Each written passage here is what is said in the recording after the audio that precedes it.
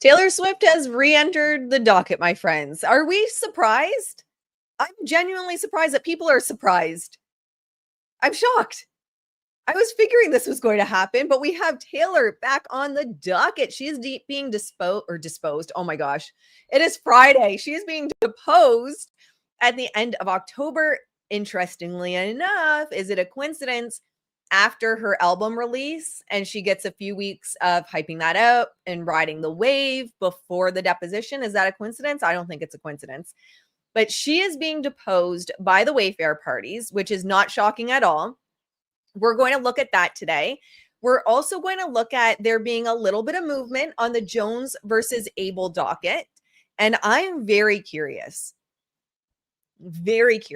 if the text messages that came out that talk about Melissa and Jed in relation to Rebel Wilson and Amanda Ghost, if that's going to change things or adjust things on the Stephanie Jones side. So we're going to touch on that as well. What else do we have today? There was something else I could have swore we were going to talk about today. I don't know. I'm sure we'll find something else to talk about, but Taylor's the major one. How are you guys doing? Let me know how you are doing. Hello. Our notification didn't come through today, but remember to come back. Notifications can be sketchy. They're not reliable, unfortunately. We say like, subscribe, hit get notifications, and who knows how YouTube decides who gets notifications and who doesn't these days. I think sometimes I say things or do things that get me put in jail, get me in trouble. Probably Blake bots that are mass reporting, to be honest. Probably a piece of it. We all know they do that. And the Wayfarer parties had talked about that Blake bots go out and mass report as well. So I saw that in real time when we started talking about, oh my gosh, what's his name? Nick Shapiro and his history with Black Box. It tanked my channel after exposing him and his connection to Black Box.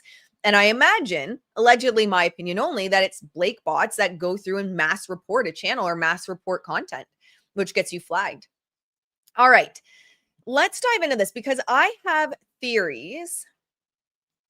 Is this it here? Yeah, so this is the filing. But before we get into that, actually, I want to talk about my theories. I genuinely believe that Taylor is working in conjunction with the Wayfarer parties. The fact that she has her album release on October 3rd and they're giving her a few weeks before the deposition, to me says that they're like, okay, we're agreeing on a time. You will have your album release. You'll ride the wave of that, and then we'll deal with this. Because I genuinely find it hard to believe, that even with who Taylor Swift is, that she doesn't have 7 hours in a day between now and the end of October. And you might be saying, but Ashley, she has this big launch coming up, the new album. I still don't believe it. If Taylor's business, no matter how large it is, will fall apart if she steps away for 7 hours, then she's got bigger problems in her business. She's got much bigger problems. I genuinely, in my opinion, believe this is Taylor and Wayfarer working together and finding a time that works mutually for them and doesn't disrupt her album launch. We have to keep in mind that it was allegedly Taylor's dad, her own dad, that went to Wayfarer. So there's no reason to believe that they haven't been friendly. And I don't mean like best friends, but friendly between the Swift parties and the Wayfarer parties. We have no reason to believe that they haven't been, because it seems like they're the ones that reached out to touch base with Wayfarer. So number one, that's my belief, is that they had come to the conclusion late October to support Taylor, because I'm not going to lie, it's not ideal from a PR perspective. I mean, I have over 15 years of experience in the industry. It's not ideal from a PR perspective to have her deposed at the same time she has a launch, because it's muddying the waters. I mean, yes, with Taylor, it's going to be difficult to ruin the launch, almost damn near impossible. But still, do you really want, if your Taylor headlines being both your new album, Life of a Showgirl, and next to that headline being deposed? Probably not. So I think both sides were being kind of cordial and supporting the other side and saying, okay, we're going to do this, but this is the conclusion we'll come to in terms of the days. Number two, I do have the feeling, and I do have the feeling that Taylor was aware that her name wouldn't be redacted. I do have the feeling. And the reason I feel that is because there's no way she wasn't getting a heads up that this was going on the docket, because she has been, in my opinion, very friendly to the Wayfarer parties. The Swift side have been essentially assisting them in many ways. And so she would have known this was going on the docket. And I find it very hard to believe that she wasn't at the very least given a heads up about her name being redacted or not. I just find it hard to believe that she wasn't. So I do believe, again, that, and I'm saying I believe over and over because I don't want another subpoena. 2025 has been a crazy enough year for me. I don't need another subpoena. That's my beliefs. Now, in regards to Blakey Poo, if Blake knew that Wayfarer was asking for an extension to accommodate Taylor, then her objection to it, in my opinion, was strategic. Because when she put it on the docket that she had an opposition to it, that she wasn't okay with the extension, she knew that Wayfarer was going to file theirs. And Wayfarer overall, I also believe that not redacting Taylor Swift tends to fall in line with the approach Wayfarer has had this whole time. And the approach Wayfarer has had this whole time is transparency. When you're redacting things, it's lack of transparency. And I do feel there's like that piece of it, right? Like we're showing you the steps we're making. We're showing you what we're doing. Look at Blake. Blake redacts shit to cause a PR firestorm to get everybody searching because of this bullshit redaction. We'll just tell you. We'll just be honest. This is who we're deposing. This is why we need the extension. It also creates that contrast in terms of PR of Blake who redacts shit and it just causes a PR firestorm versus us who we will tell you what we're doing. I think it's just the transparency piece. But going back to Blake from a PR perspective, because again, I'm not a lawyer, but I do the PR side. My belief is that Blake knew by objecting to it, they would file. They have a history of being transparent. They would just put exactly who they're looking to depose, and it sets Blake up for the narrative that she wants. I'm protecting women. Poor Taylor. Me too. Darvo. Abusers playbook. They're abusers. Guaranteed. In fact, we're starting to see that already trend in legacy media. Surprise, surprise. Shocked Pikachu, except not shocked at all, right? I think Blake knew that. And you might say, well, then why did Wayfarer step right into her hands? Well, it was also strategic on their side. I think, again, it just shows the transparency that Wayfarer operates through. Look, we had nothing to hide. We put it all on a website. Look, we have nothing to hide. We'll tell you who we're deposing. Unlike Blake, who won't tell you who said Justin verbally abused them. She's going to hide that from you. We'll just be honest. So Wayfarer is still staying true, I believe, to the values that they've had all along that are transparency. Putting it out there, what their moves are, what they have, what they don't have. They've been transparent the entire time. And I think it was also a strategic move, in my opinion, because they had those headlines around the new accuser against Justin Baldoni. Putting Taylor's name also does suppress those from an SEO manipulation standpoint. Who's going to be talking about this new random ass redacted accuser now that Taylor Swift's back on the docket? And with that said, I still stand behind. I believe that Taylor was aware. I think she was given the heads up. I don't believe they threw this on the docket. We're like, well, girlfriend's going to find out in the morning. Good luck, T. Good luck when you check Google and it's all of a sudden saying that we're deposing you. I don't believe that. Let me know in the chat. Do you guys think that they're just like, threw her to the wolves? I don't believe it. So I do believe Blake intentionally opposed it to get them to file this so she could have the headline she wants. But I think while Blake's playing checkers, they're playing chess. I do think it was intentionally not redacted. One, yes, to deal with the headlines, but two, because it's just in alignment with what they've been saying of we have nothing to hide. I don't know. I don't believe. And one more thing. We'll play not actually Golden as well, but we'll play her after we go over the document. I've seen some people saying this is bad. Like this is bad news bears for Wayfarer. because it means that maybe the text messages that Blake turned over to Wayfarer, it's showing that after all of this, yes, Blake did message Taylor, and Blake did say to Taylor, I've been SH'd. He did this. This is gross. This is what he was doing to me.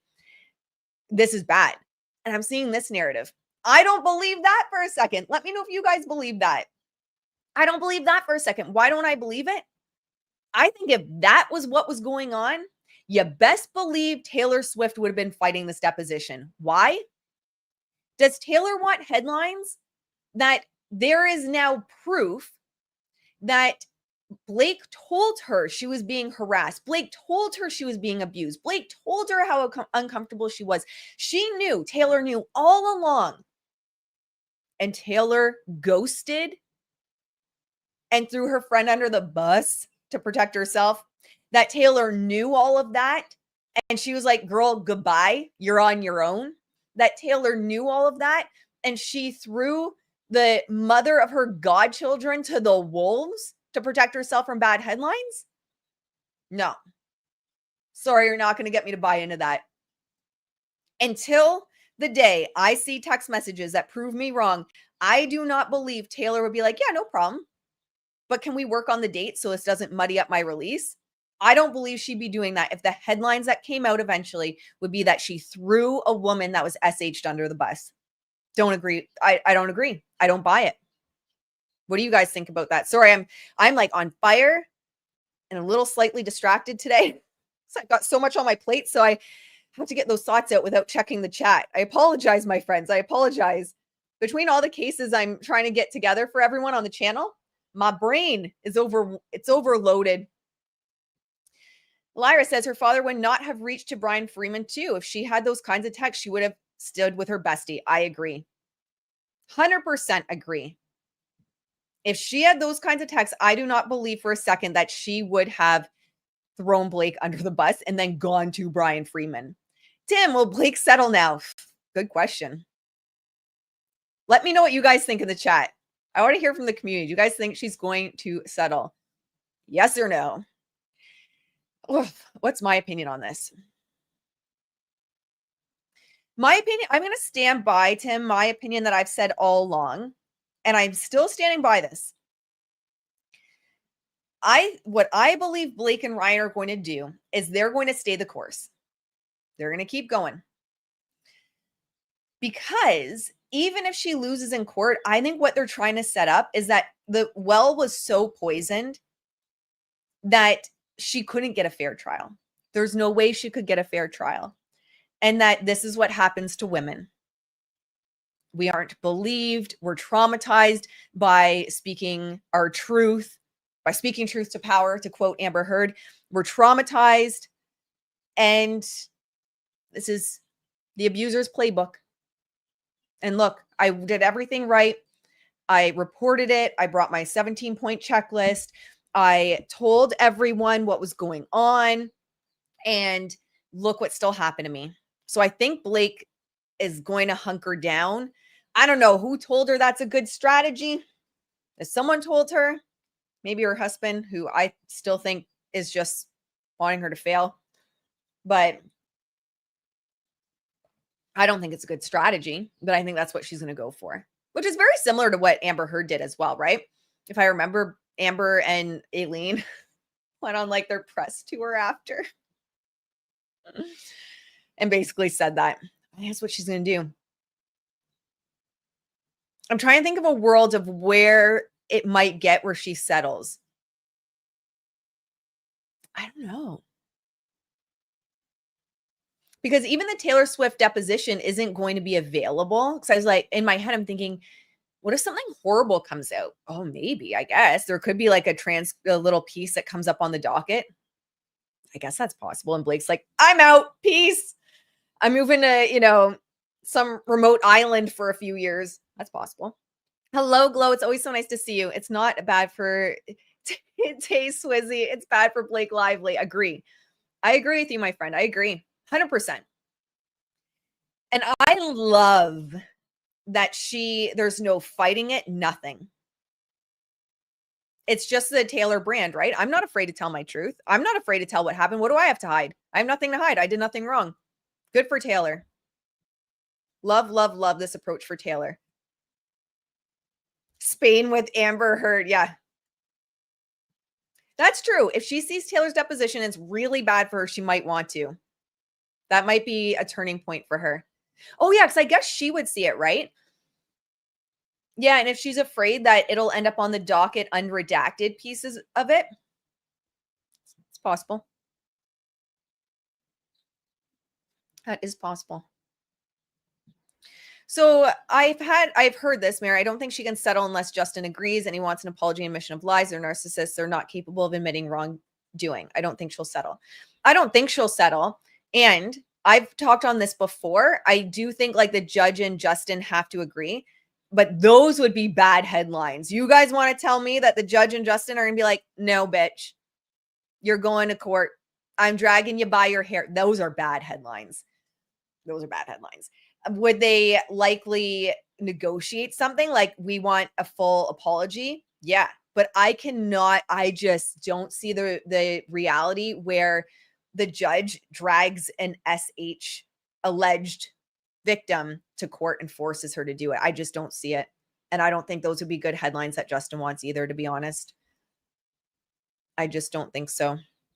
If I was advising Justin from a PR perspective, I'd be like, sort this shit out, figure out what y'all want, but you don't want those headlines. Hello, Khaleesi. It's so nice to see you.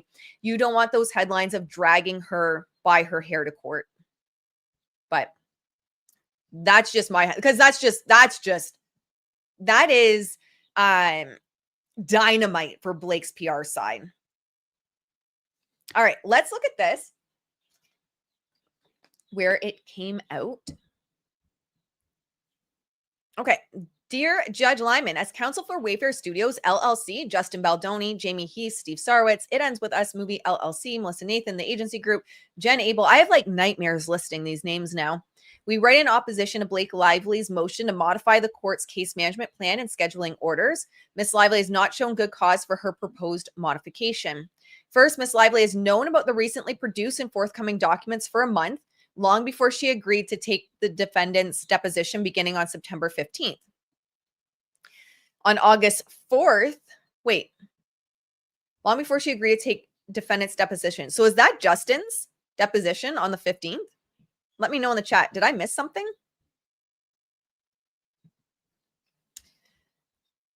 I feel like I missed something. On August 4th, 2025, Ms. Lively moved to compel a further document production from the Wayfarer parties and sought several months worth of additional communication. On August 11th, 2025, the Wayfarer parties opposed Lively's motion to compel, but indicated they would produce numerous additional documents. Number 610 on the docket. Following the briefing, the parties agreed to September 15th, 2025 for Steve Sarwitz deposition, September 18th and 19th for Jamie. Oh, just keep reading, Ashley. September 18th and 19th for Jamie Heath's deposition, and September 21st and 22nd for Justin Baldoni's. Why do they get 2 days per person and Blake only had to do one? I don't understand. Why does Justin have to do 2 days, but Blake only had to do one? Anyone got an answer for that? In other words, at the time the parties agreed on deposition dates, Ms. Lively knew that additional documents would be forthcoming prior to the depositions. Second, Ms. Lively will have Mr. Sarwitz responsive, non-privileged signal messages by September 12th, 2025. Ms. Lively incorrectly claims the Wayfarer parties insisted they would not produce signal communication prior to the date of Mr. Sarwitz's deposition on September 15th. The Wayfarer parties specifically told Ms. Lively that Mr. Sarwitz and Melissa Nathan's responsive, non-privileged signal messages would be produced by September 12th. Finally, Ms. Lively misleadingly, I don't believe it. No, I'm just kidding. Of course I believe it. Of course she's misleading.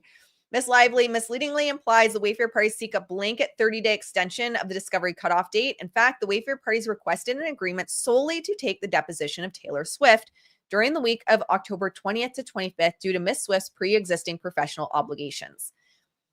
And that's where, again, I don't think it has to do with her not having an open day. an open 7 hours. I think it's more of they agreed as a professional courtesy and to respect Taylor because she has allegedly appears to be cooperating. They're helping her out and doing it after the album release. I think that's really nice of them. Whether the court agrees to the broader modification sought by plaintiff, the Wayfarer parties respectfully request that the court modify the scheduling order for the sole purpose of accommodating third-party witness Taylor Swift, who has agreed to appear for deposition but is unable to do so before October 20th. Yeah, I genuinely think that they all just agreed on this. And she's obviously working with them. Like, this is bad for Blake. This is bad news bears for Blake. I don't know. Let's see what Not Actually Golden has to say about this. I think I have it queued up. Yes. Are deposing her because the judge had ordered Lively to turn over her text messages with Taylor Swift about the It Ends With Us time period and any issues related to it. So when you have somebody turn over messages and communications between them and a third party, it's pretty typical and not unusual to then want to depose the third party to say, walk me through these messages. You know, what was your understanding of this? What was your understanding of that? What did you mean when you said this? You know, how did you take it when she said that? As a follow-up to test, authenticate, and expand. It's Cynthia, baby. I agree with you. Why is Baldoni scheduled for 2 days and Lively was not? I agree. Do we have an answer from Not Actually Golden? Not yet. I'd love to hear an answer to that. Because everyone else is cooperative. Everyone else does what they can except Blakey. Blake wants authorship over everything. Oh, it drives me fucking crazy. And on the information you've received in the communications. So that doesn't surprise me at all. What did surprise me was this. This last line, blah, blah, blah, we need to accommodate Taylor Swift. Taylor Swift, who has agreed to appear for deposition. That means that she is not fighting it. That means she might not even have to be subpoenaed. She's just saying, yeah, I'll be deposed.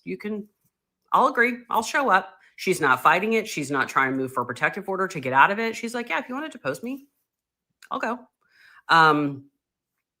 That I am surprised about because I thought she would fight it, but she's not. So I do think it's better PR for Taylor to not fight it. Honestly, it limits the headlines around it. And it shortens the news cycle around it. Because if she had fought it and they're going back and forth, it just prolongs the news cycle. From a PR perspective, I think 100% makes sense that she's not fighting this. Although I do think she would have fought it if she knew all along something was going on and she threw Blake under the bus, because that is not a headline that she would want. All right, we have another filing. This is, I think, no, actually, Golden speaks about this one too. But let's break it down. I always save court filings for you guys, so I see kind of like the main point on it, and then we go through it together. Dear Judge Lyman, counsel of record for defendants Jed Wallace and Street Relations, Inc., collectively the Wallace defendants, write regarding plaintiff Blake Lively's motion to compel non-parties Brianna Butler Coslow and Catherine Case to produce documents withheld on privileged grounds. The court's memorandum and order granting in part and denying in part the motion and the Wayfarer parties' letter for protective order. I think Katie Case, I'm guessing Katie Case and Catherine Case are the exact same person. I think she's going to find herself eyeballs deep in a few other lawsuits. I think her name will come up as one of the does in Rebel Wilson versus Amanda Ghost. We have the timeline coming later today, so make sure to like, subscribe, get notifications, even though YouTube won't give you notifications, but hit it anyway, hit the bell anyway. We have the timeline coming later tonight in a pre-recorded video, but I think she's going to find herself, oh shit, I didn't switch. Sorry guys, talking to myself over here. Just talking to myself. It's Friday.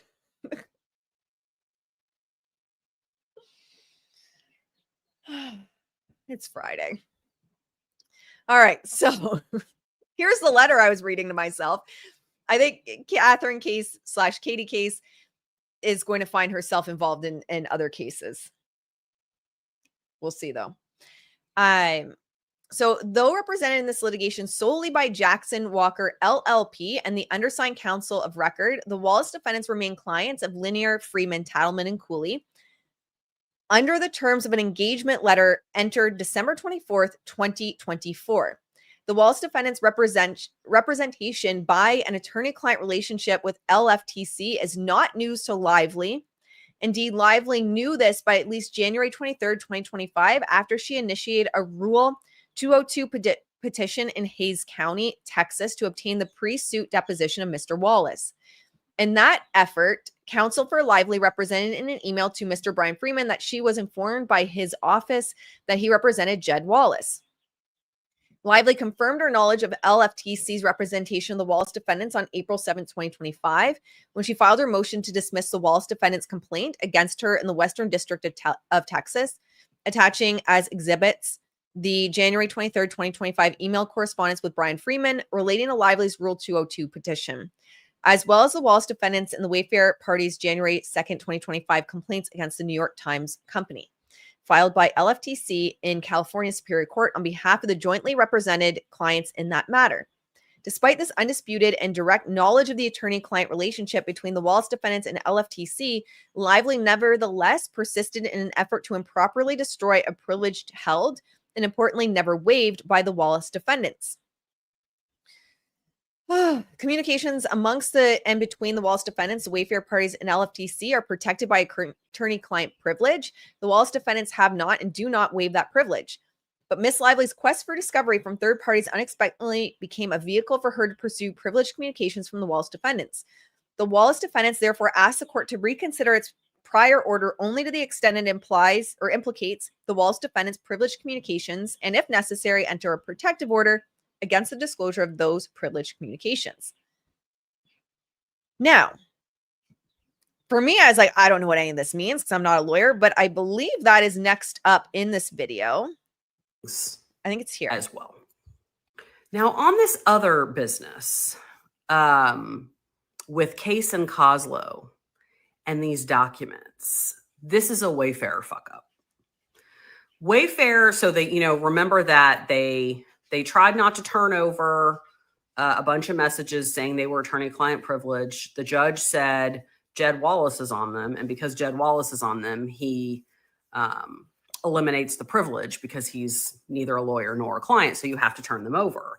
And now Wayfarer is coming back and saying, wait, Jed Wallace was actually a client of Friedman's at the time, so they are in fact privileged because his being there didn't destroy the privilege. And I'm sure the judge is going to have the same reaction that I had, which is, why the fuck didn't you bring this up then? Apparently, there's an actual engagement letter showing that Wallace and Street Relations retained Liner in December of 2024. And so all of those communications potentially are covered by attorney-client privilege. They say that he was retained in the engagement letter. It says he's being retained for legal issues around Blake Lively. Why didn't this come up before? Why didn't they raise this before? These issues have been in front of the judge for weeks. Even Wallace's lawyer jumped in and said, hey,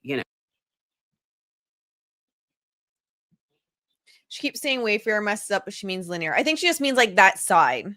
Because she won't say Ezra messes up, Lively parties. So I think she just means that side. No, Your Honor didn't realize this. The judge is going to say, I didn't realize it because nobody fucking told me. So I don't know who dropped the ball over there. But now what they have to do is hope that the judge says, well, protecting attorney-client privilege is more important than slapping your hand for being late. But he could also say, sorry, you waived this argument because we had full briefing on this and you never brought this up. So if they fuck that up, that's pretty bad on Wayfarer. I don't understand how people didn't know this. I don't understand how this didn't get argued. Yeah, I didn't know that either. And why is it just coming up now? So that was weird for me. We'll see how that all kind of plays out. Yeah, I don't know. I don't know, but that whole Katie case situation, I genuinely think she's going to be involved in a lot more than just this one. Actually, that brings me right over to, let's pull it up. We have some movement. Has everyone forgotten Stephanie Jones? Has anyone forgotten Jones versus Abel? We have new movement over here. So I've been keeping an eye on this one for many reasons, but also because I'm genuinely very curious to see what goes on with this Melissa Nathan, Jed Wallace thing, and if it bleeds over into the Stephanie Jones one, because I don't know if you guys realize, but there was someone implicated in this case as having set up the smear campaign websites for Stephanie Jones, and turns out she didn't do it. Let me know if you guys heard that. I can pull it up as well, and we can go over it really quick. I don't know if we did it in a video. We'll go over it really quick after we look at this. I mean, there's not really much to read here, but this is what I found really interesting. So there was not much movement over here. We had a notice of appearance by an attorney for Stephanie Jones on August 20th.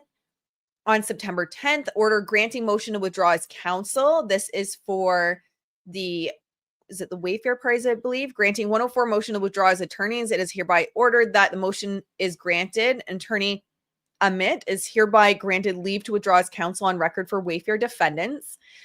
And then September 11th, joint letter motion for extension of time to complete discovery addressed to Judge Lyman from Kristen Towler and Ellen Garofalo. Sorry, I'm horrible at saying names, but it looks like they are agreeing to extend the time for discovery. I don't know. Does this have anything to do with what's going on? But this is what I find so interesting.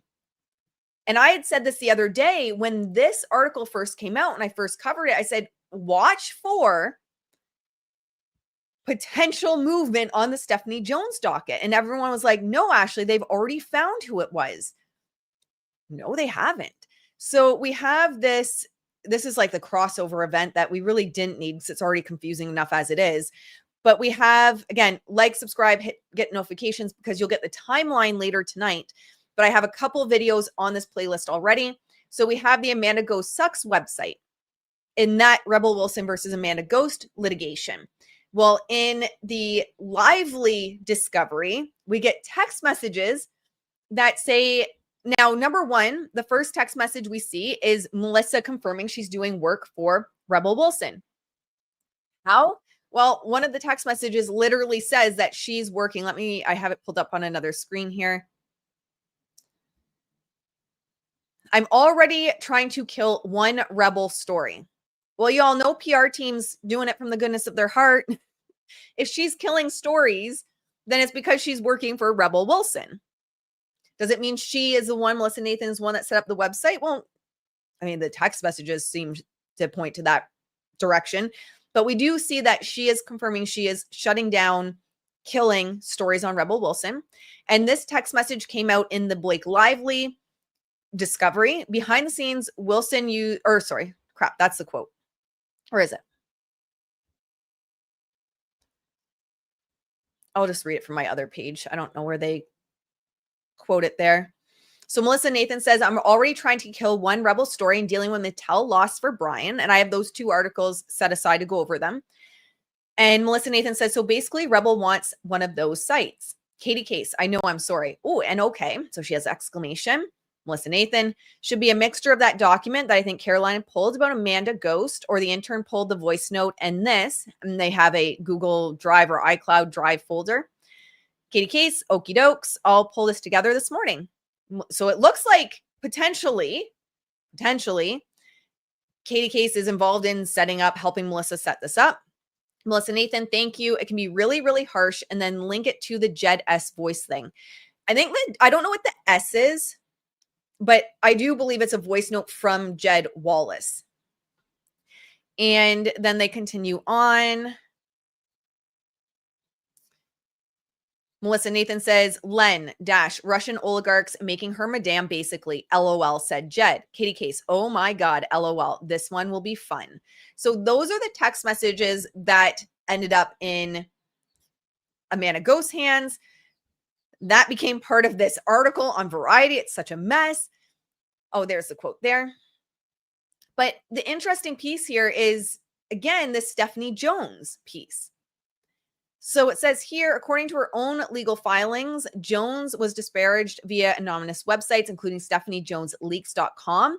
And we have videos that go over those in detail, and made a declaration in June that she was unable to identify the true identity of the individuals or individual who created the defamatory websites, but that would appear to be at odds with the docket. According to a separate exhibit, web hosting company Hostinger International Ltd. Responded to a Jones subpoena 5 months prior to her declaration and shows StephanieJonesLeaks.com was created by Courtney Engel, a former employee of Jones who doesn't appear to have any professional connection to Nathan or Tag. But in yet another plot twist, so this was added afterwards. There was a correction added because Courtney's lawyers reached out to Variety and were like, no. No, that is not what happened. And another plot twist, Engel's lawyer says her client's name was used as a misdirect, that she wasn't involved. Miss Engel's identity was stolen and used to create the website. She made clear under penalty of perjury that she did not design, register, contribute any content to, or have any part in the creation of the website. This is her attorney. Instead, an unknown person fraudulently and criminally used Miss Engel's name as well as other publicly available information along with an email address that does not belong to Miss Engel to register and create the website. Far from having had anything to do with the creation or content of the website, Miss Engel is in fact the victim of a serious crime given the fraudulent use of her identity in this matter. Woo. Now, here's the thing. The email they're talking about that Hostinger showed through the subpoenas is a Proton email.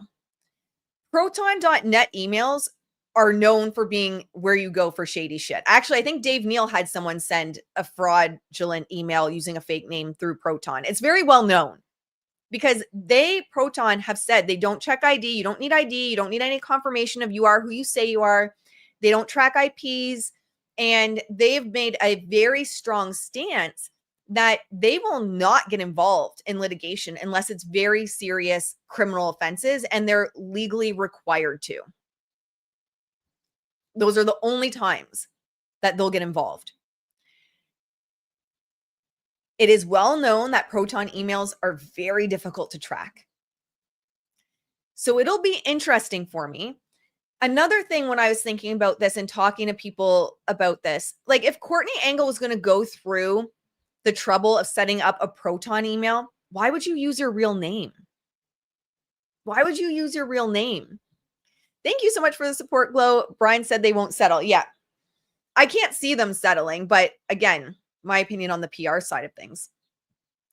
And thank you so much again. Depending on the state, that could be a felony crime to set that website up in her name. Mm-hmm. Wild, right? Like this is wild. I'm just, and I've talked to my PR friends as well that are, also working with celebrities, big corporations, big time in the game. And they're just shook that, it's been known that websites get set up, but the fact that it turned into like everything it has with fake Proton emails allegedly, and the one with Amanda Ghost leaning towards highly racist and racially charged, people are shocked at what's going on.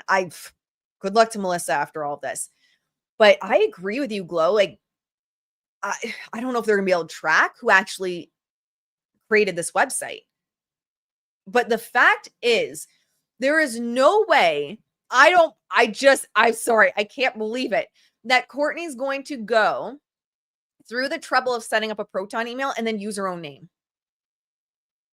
You could use any name. You could use fake names. You don't have, it just doesn't make any sense to me. And I think in one of her videos, Not Actually Golden had said she believes Courtney was likely deposed about this. And that's where it came out. So that's why it says she made clear under penalty of perjury. Now, I've proposed this email to a couple lawyers. We'll see what they say. What happens then? I don't have an answer to this. So let's say you have, for Stephanie Jones as an example, or even Rebel Wilson and Amanda Ghost, for Amanda Ghost trying to say, okay, well, we have these text messages where Melissa and Katie Case are talking about setting this up, but genuinely, and I'm genuinely asking and curious from a legal standpoint, I want to hear a lawyer's side on that of where do you go next? Because if Proton's not going to cooperate, if they've made it very clear that they don't track IPs, they don't track any connection with who sets things up, that it's private, that they're not going to cooperate, maybe there is. Or if someone's like really big into tech, let me know. Send me a message or something, because I don't know where you go from there. But I do believe that Stephanie Jones is still trying to figure it out. I have no doubt she's still trying to figure it out. Because the only reason Amanda Ghost has figured out allegedly who may have been behind this website is through discovery and Melissa being exceptionally messy in her text messages and putting way too much in these text messages without any protection towards her clients and just barfing in these text messages, and then it coming out in the litigation here. And the only reason the Rebel Wilson case was involved in those text messages is because Melissa's just like, they're bouncing back and forth between multiple cases while also shading people in this text thread. Like, it's just wild. So I don't know. But I agree with Glow that is really serious. That could be felony crimes. Why pick her name? I don't know. I also don't have an answer to that. If, say, someone set this up, say it was, well, it was a smear website against Stephanie Jones. Why did you pick Courtney? I also don't understand why someone would have picked her. Is it because former employee? I don't know. I don't have an answer to that, but this thing's so messy and I don't know where she goes, Stephanie. Not that I feel bad for Stephanie. I'm just more curious in the web of this. I'm genuinely curious. I want to see, is this what PR has come to? Is this what it's come to? Because even if I don't agree with someone or I don't like someone, I don't agree with these types of websites and how they're being positioned. I just don't. I don't agree with the one against Amanda Ghost, whether you like her or not, whether you think she's innocent or shady or whatever. And I don't agree with this one against Stephanie Jones. I mean, it's funny. They're kind of funny, but and funny in terms of like how outrageous they are. At least the Stephanie Jones one wasn't racist in any way. But just from a place of like truth, I'm always truth. Who did this then? If it wasn't Courtney, who did it? I don't know how we find that answer. Melissa being messy in her text and now it all being in court docs reminds me of the Brian Hatt sketch from I Think You Should Leave. Oh my God. Yes. Yes. My lies ricochet. You guys are hilarious. Ivan Bot says, is this another James Vituska? Someone changing their story, or is she really innocent? Courtney? No, I genuinely believe Courtney's has nothing to do with this. You'd have to be a complete idiot to go to the trouble of setting up a Proton email and using your name. There had to be a level of stupidity. It could have happened, I guess, but I have been on the hill of, and y'all don't have to believe me. No one has to believe me. That's fine. It's a hill I will die on. These smear campaign websites that are going on, if you know the Stephanie Jones ones and the Stephanie Jones story, one would come down, boop, new one would pop up. One would come down, new one would pop up. Pinterest, Facebook, X, like every platform, you would take one down. It was literally whack-a-mole with trying to get rid of these. I have said from the beginning, that is too specific knowledge to even be your everyday PR person. It is. And it's too fast, moving too fast to just be some rando. I have said that from the beginning. I will die on that hill until I have evidence. Otherwise, I'll be like, holy shit, you need something better to do with your life than just do this. But I've said from the beginning, it doesn't make sense for me that one person, and then when it came out Courtney, that one person was behind it. So no, I don't believe that one person like a Courtney, even if I don't know what her job was at Jones, even if she worked in PR, for example, with Jones, I don't believe she could have been behind it. I hate to say it, and I'm only using this as an example, but you need someone with the expertise of I'm saying Jed Wallace, understanding the nuances behind the scenes, maybe even someone like a team that's setting these things up. I wouldn't know how to set up all this shit and like stay on top of it. Have y'all tried to set up these different websites, upload all the information over and over and over again? It's just so much. So I said that from the beginning. It's also one thing that's always stood out for me is the SEO nature of them. Even PR people. I have just regular PR people in the film industry in Hollywood that reach out and they're like, I do regular ass PR and I didn't know about SEO. Like, I am learning from your content. And so one thing that really piques my interest when you look at these websites is the SEO nature of them. And I have a video coming up later tonight. Let me, if I can see it just for reference, but it's strictly the timeline. It is so convoluted, that case, that it's literally just the timeline, this video of the Rebel Wilson and Amanda Ghost case. But let me see if I can find, I think I have a list of all the websites the names they used.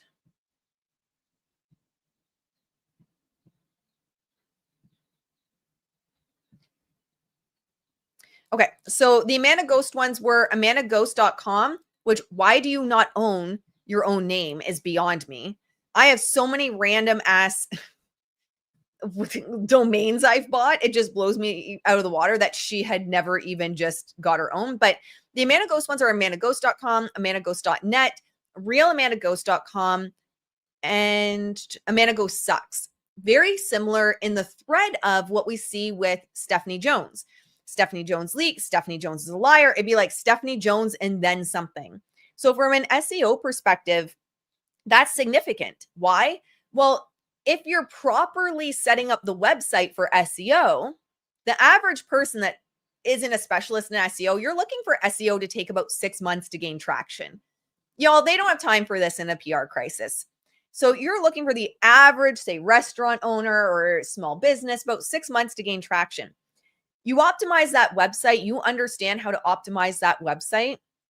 The reason why they're putting the name and then things afterwards is you're creating priority within Google. You're creating priority within the search engine. So also when I looked at these cases and I'm looking at the websites, they've always sparked my curiosity in terms of like, someone understands SEO. Someone understands how to hack the Google algorithm. Or not algorithm, search engine. Algorithm is more your apps. Someone understands that.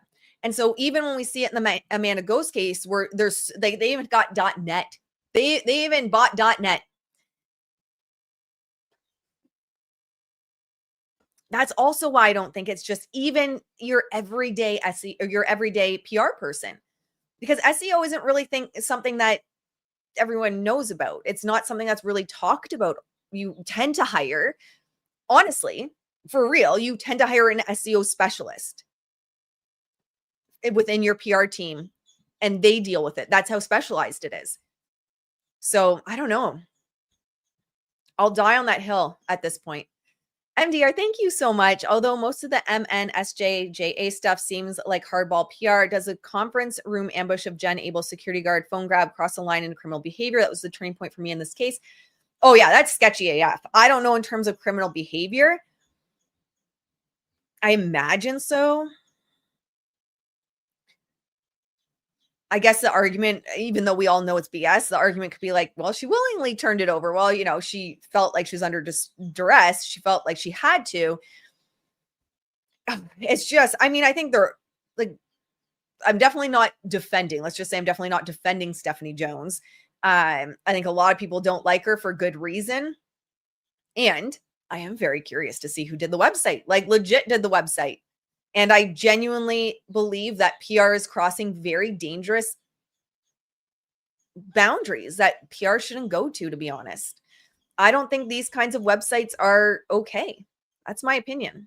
Some people will disagree. That's okay. But in my opinion, I just don't think these are okay. Only Daily Mail is covering TS being deposed. None of the other mainstream media is covering it. Not surprising. You're not surprised it's not being covered? Let's have a look at what's going on. But yes, definitely not me defending Stephanie in any realm, but I also would love, I want to know who's behind these. It would be very interesting to see that if it comes up that Melissa Nathan Jed is connected to that one as well. I don't think, and this is something so important, people get so pissed at me over this and they're like, Justin didn't do this. And why are you saying this? Well, here's the thing. Justin can say, no, the website I want just to have the factual lawsuit on it. And that fact doesn't mean that Jed and Melissa have not done it for others. And also, the reverse is true as well. Just because they've done it for others does not mean they did it for Justin. But just because we like Justin, it makes no critical thinking sense to be like, well, I like Justin and he didn't do it, therefore they couldn't have done it for anyone else. Right? Like it just doesn't make sense. And I've had other people say like, well, Jed, you don't really hear his name and he's not, he's apparently like a quiet guy, probably intentionally. The man knows how to stay quiet online. He's probably very good at what he does. Probably very good at what he does, which is why he's getting involved in honestly high profile cases. Yes. Thank you, Leo. You always have my back. Just my opinion for entertainment purposes only. Don't send me a subpoena. All right, let's see what's going on in mainstream media.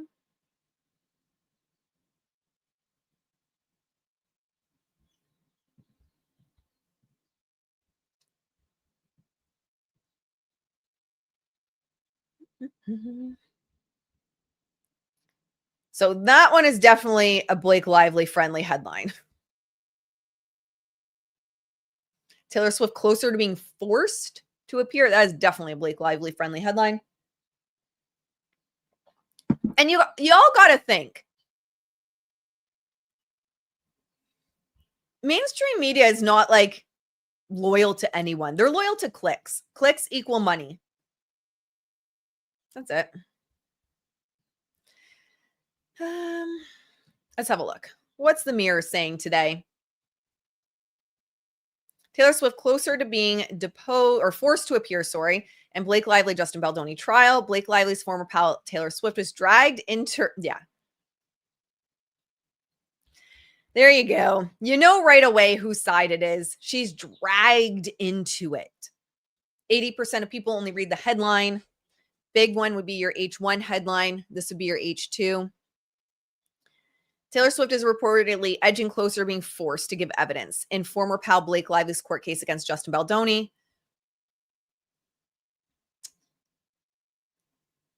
Yeah. This is definitely Blake's side. Let's see what else. And one thing to keep in mind too, my friends, is often with PR campaigns that are the extension of a legal document that shows up is they got tipped off. So they're ready, right? So sometimes when you see, say, for example, Blake files something, this is what I've said about Blake all along. She uses the docket for her personal PR. You see, for example, something hit the docket at like 9 a.m. Eastern and mainstream media is blowing up by 9:30 a.m. Eastern. They knew. They were either told the story to run with. If it's very quick, then yeah, they had the story and headlines and pictures and everything ready to go. Or they were given the heads up of like, it's going to hit at this time. You can check it this time. And we have here, Taylor Swift agrees. So you can see the difference in headlines right away. To be deposed by Justin Baldoni and Blake Lively case after Life of a Showgirl release. See, I told you guys. And this is friendly towards Justin because it's after Life of a Showgirl release. See, we're working with her. See, it's after. But maybe we'll switch, but it feels very pro-Justin at this point. Taylor Swift has agreed to be questioned by Justin Baldoni's legal team about the movie It Ends With Us and Blake Lively. And when you see, I think it said exclusive originally on the preview, but exclusives usually someone reached out from the teams. On Thursday, September 11th, Baldoni's team filed court docs revealing the pop star will be deposed during the week of October 20th to 25th. They know the dates were determined due to Swift's pre-existing professional obligations. Baldoni's team said Swift 35 has agreed to appear for a deposition, but was unable to do so before the 20th. Swift is set to release her album, Life of a Showgirl, on October 3rd and will likely be quite busy promoting the record. U.S. has reached out to reps for Baldoni, Swift, and Lively about the development. Baldoni, 41, first subpoenaed Swift in May as part of the lawsuit. Lively, 38, filed against him regarding alleged events on the set of the 2024 film, It Ends With Us. Swift was dragged into the situation when she was seemingly named in 2025 court docs filed by Baldoni. He believes that Lively leveraged her husband Ryan Reynolds and celebrity friends like Swift to have influence over the film. Swift's rep later spoke out, insisting that Swift's only role in the movie was allowing the production to use her song My Tears Ricochet. Then they have a quote from Taylor. They talk about dropping the subpoena.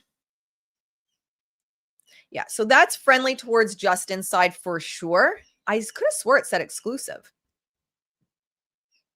Oh, yeah, it does. I don't know why they took it out of the headline or added it and it just hasn't caught up. But anyway, that would be friendly from Justin's side. Taylor Swift to give evidence in Blake Lively and Justin Baldoni legal battle. Daily Mail.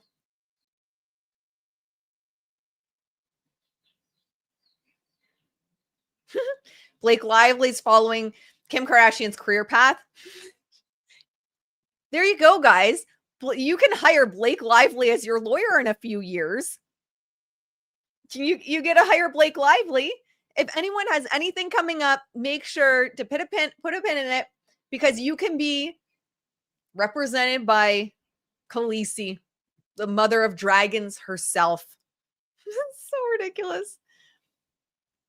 Yeah, so this is just 3 hours ago, 2 hours ago, 2 hours ago, Daily Mail 7. So there's the exclusive. So US Weekly said exclusive details. They probably removed it, I would imagine, if I went in the Wayback Machine, because Daily Mail was like, pardon me, we're the ones with the exclusive.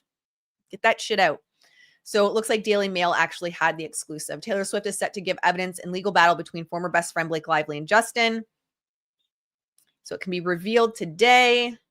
Newly filed court documents obtained by the Daily Mail show that the pop star has been asked to take part in a deposition. Talk about this week of October 20th. And it's about the gossip star suing Baldoni over allegations of SH and a toxic work environment. Miss Swift, who is godmother to one of Blake and Ryan's kids. No one even knows. I think Blake said 1, 3. No one even knows. I thought it was 3. Has been unwillingly dragged into Lively's ugly legal battle with actor and director Baldoni.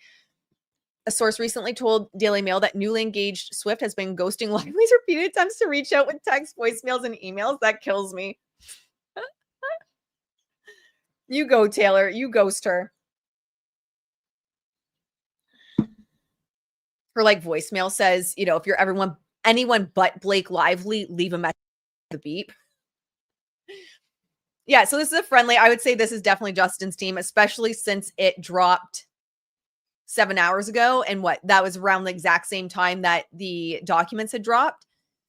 So I would expect you get that exclusive from the Daily Mail. People will start pushing it out. Blake's going to start pushing out her side. I mean, we already see it here. Oh, there's TMZ entering the chat.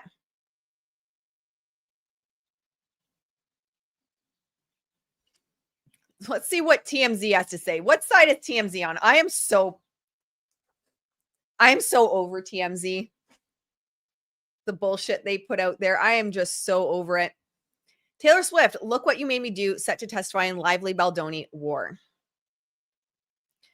Look what Blake Lively made Taylor Swift do. Okay, that's kind of funny. The pop star is set to give evidence in her former best friend's legal war, Justin Baldoni, TMZ has learned.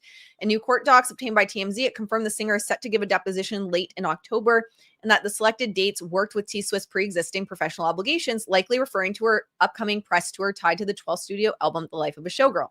See, and this is what I mean. I genuinely believe, and this is likely, again, from Baldoni's camp, from Justin Baldoni Wayfarer's camp, because this is what you want to look at, guys, for those that are newer to the channel. What we like to look at is narrative control, media manipulation here, and sometimes just pure gossip, because who doesn't? but I like to use my past in PR to look at the narrative control, media manipulation. So 80% of people are only going to read the headline. About 75% of people share an article strictly based on the headline. They didn't even read it. And the rest of that, other than like 1%, are only going to read the first 100 words. So I'm always looking at, what did they say in the headline? If there's an H2 headline, what did they say? And what did they make a point of getting across in the first, sorry, a text message just came through and distracted me, in the first 100 words of the article. So here it looks like, look what Blake Lively made Taylor Swift do. So for me, that's a clear indication that it's positioning this as Blake's fault. I mean, you can't get more clear than that. Look what Blake Lively made Taylor Swift do. So there you go. I mean, TMZ looks out for TMZ. They look, and that's what legacy media does, my friends. They're looking out for number one. That's why I was so unimpressed when Ronan Farrow was going over, like, you know, disinformation as the content creators, only legacy media, like only us, we're the ones doing the rigorous research and validating everything. Like, okay, sure. Sorry, guys. I need to figure out how to turn text messages off coming to my computer. The pinging drives me nuts. Yeah, so Ronan Farrow had positioned it as, you know, disinformation is coming from the content creator side. And the only ones that are telling you the truth is legacy media.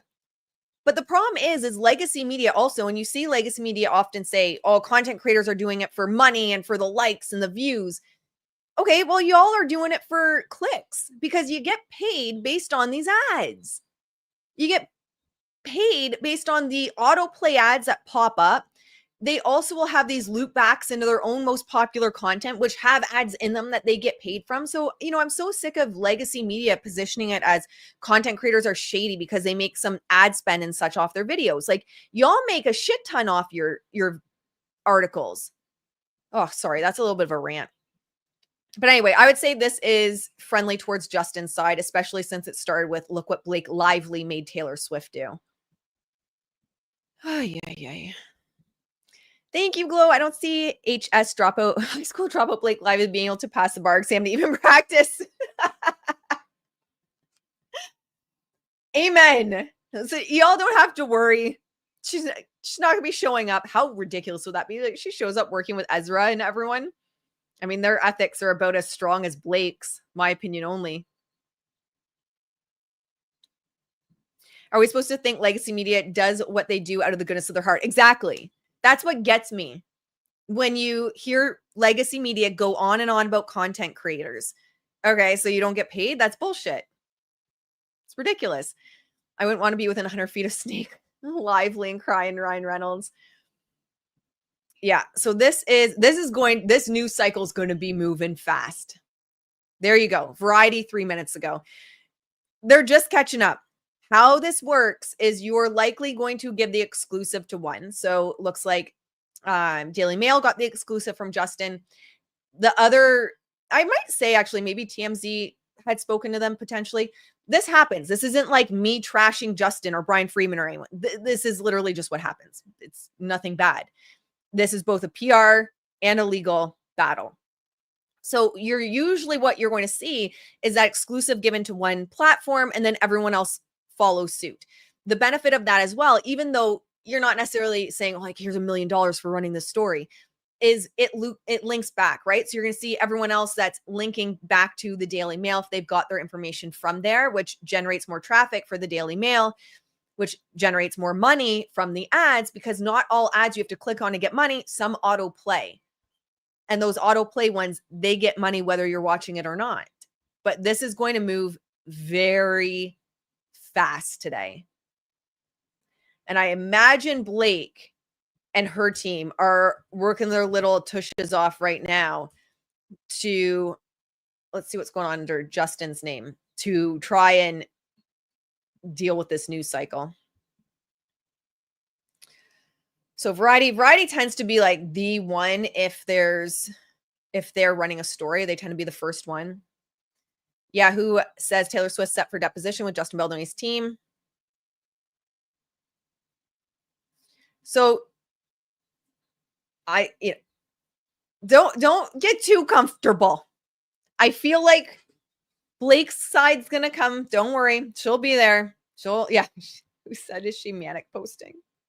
Is Blake manic posting on IG? She will be if she's not. Let's see. Blake loves to start manic posting in her Instagram stories when things happen. Okay, not yet, but I no doubt she'll be in there. But yes, you'll see this news cycle move very, very quickly in regards to this. Expect absurd, out of left field shit from Blake, because why wouldn't we? All right, my friends, that's what I have for you guys today. Let's just check the docket one more time before I let you guys go.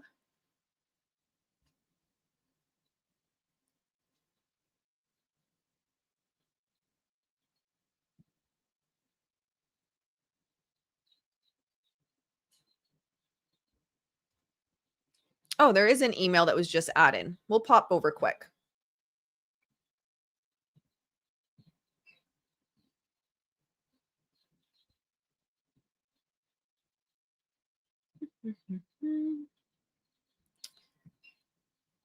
Is this it? Yeah. Okay. This case, guys.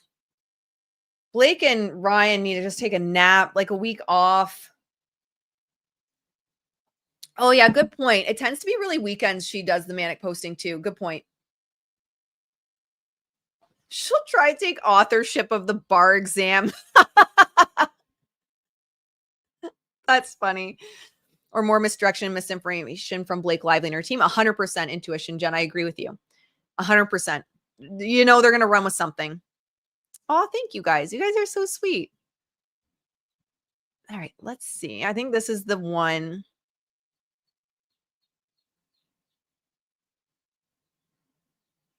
Oh, this is totally new. All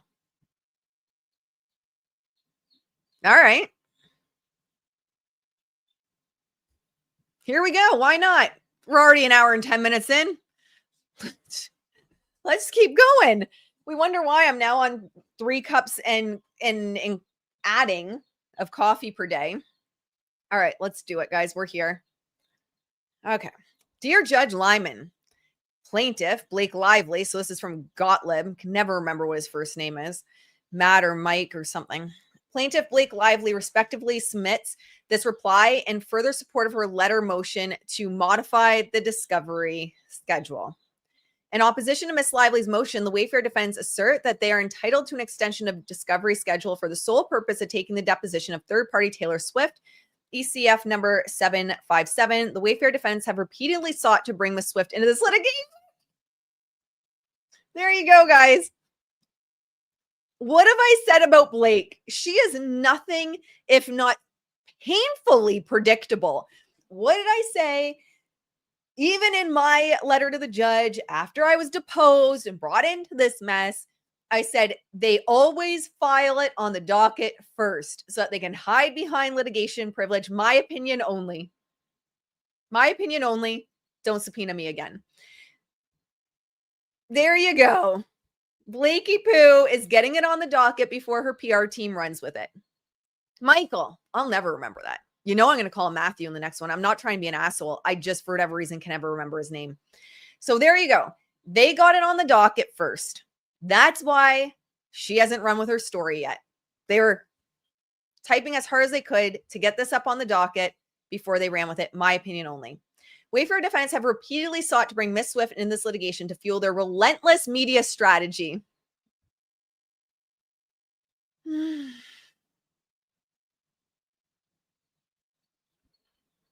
They're so predictable. We just said at the start of this, y'all saw this wasn't up. I could have had no insider information. Now I'm going to be accused of being like pro Blake. Funny story for those that are newer here. I had people accusing me of being paid by Blake's side the day before I got deposed by Justin's side. But anyway, or not deposed, subpoenaed by Blake's side. Wait, gotta fix that. Team Justin people were saying I was pro Blake and being paid by Blake's side the day before I was subpoenaed by Blake's side for apparently being paid by Justin's side. But This is the thing we see all the time with Blake. She will put it on the docket, and I said this in my letter to the judge, and she leverages it for PR. And then she flips it around, and all Wayfarer has to do is defend themselves. And Blake will say, look at this media strategy. Darvo. Me too. All they have to do is defend themselves. This is so predictable. It's exhausting how predictable her side is. And now you can see it from what I was saying at the beginning of this stream, where she intentionally fought. Now I'm just more convinced that I was right and I called it from the beginning. She intentionally fought the extension. I'm doubling down on it. She intentionally fought the extension, knowing they would reply and saying, this is why we need the extension. This is who we're deposing, so that they could get this on the docket and say it's all a part of their media strategy. Look at them running to the media. Look at them adding Taylor Swift's name in just to be assholes. You think I was psychic at this point. Oh, I agree. She's only running this because she has nothing. 100%. 100%. I hear you. I just wish they would quit already. It's ridiculous. She's such a liar. No evidence. All PR on Blake's side. No evidence whatsoever. Yep. 100%. Say that 5 times fast, Ashley. Yeah. You think I'd be able to by this point, describing how I got dragged into this. So ridiculous. I can't. I'm like shaking, and not from coffee. Well, maybe a little from coffee, but this is just sickening. We've been live for 111 minutes, an hour and 11 minutes. 111, guys, for those that believe in, numerology like Taylor Swift. There you go. That's an angel number. But we just predicted this. That was all a narrative controlled by Blake. We just said it at the start of the stream, and we're being proven right in the same stream.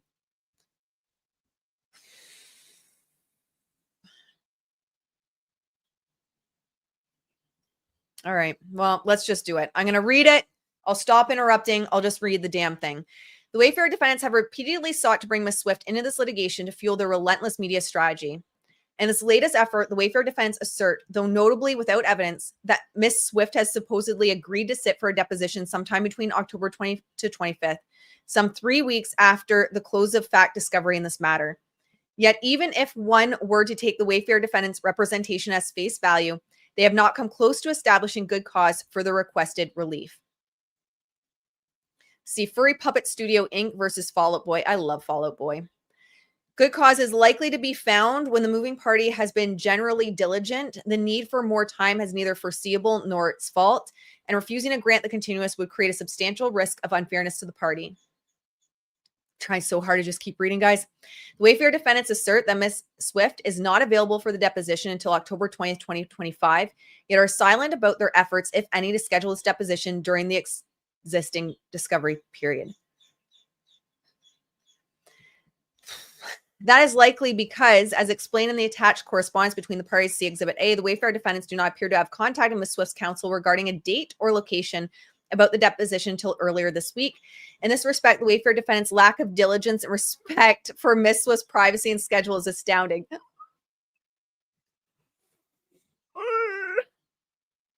I'm going to keep going, guys. I'll circle back. Discovery has been ongoing for more than 6 months, and Ms. Swift is someone whose calendar should be presumed to be packed with professional obligations for months in advance.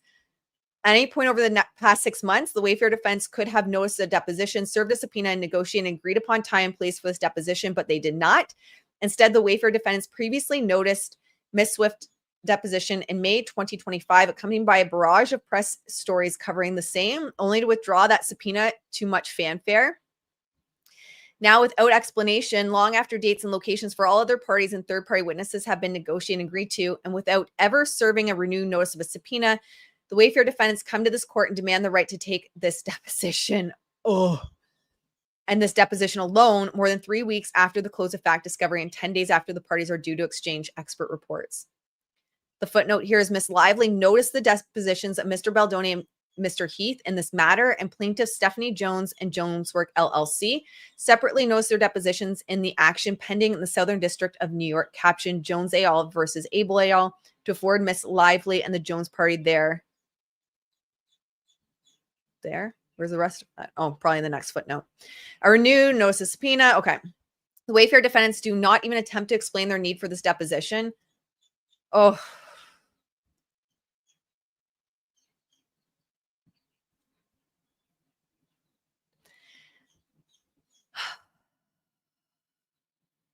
Such a showing would be expected for any deposition occur. Oh my God. For such a deposition occurring after the close of discovery, I'm going to cry out of frustration. I'm not a crier. Occurring after the close of discovery, especially so for a third party, but is even more relevant for this third party, whom the Wayfarer defendants have consistently sought to use to generate media spectacle in this matter. Nor do the Wayfarer defendants address the potential disruption to the case schedule, including the potential need to take additional discovery and depositions following this deposition, as is common for third-party depositions. Indeed, the need for potential follow-up discovery requests and depositions is why third-party depositions need to be pursued with diligence and a discovery schedule, and the Wayfarer defense should not be rewarded for the inexplicable failure to do so. In sum, the Wayfarer defense have shown no cause, let alone good cause, for the requested extension. The request should be denied.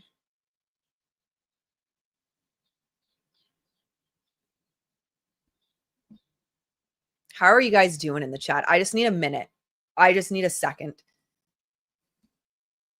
Yes, Sage. Please, someone sage the chat.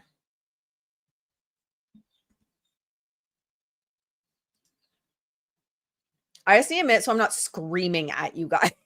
So I don't want to turn down the volume maybe before we enjoy your bathroom burrito, Blake. Okay.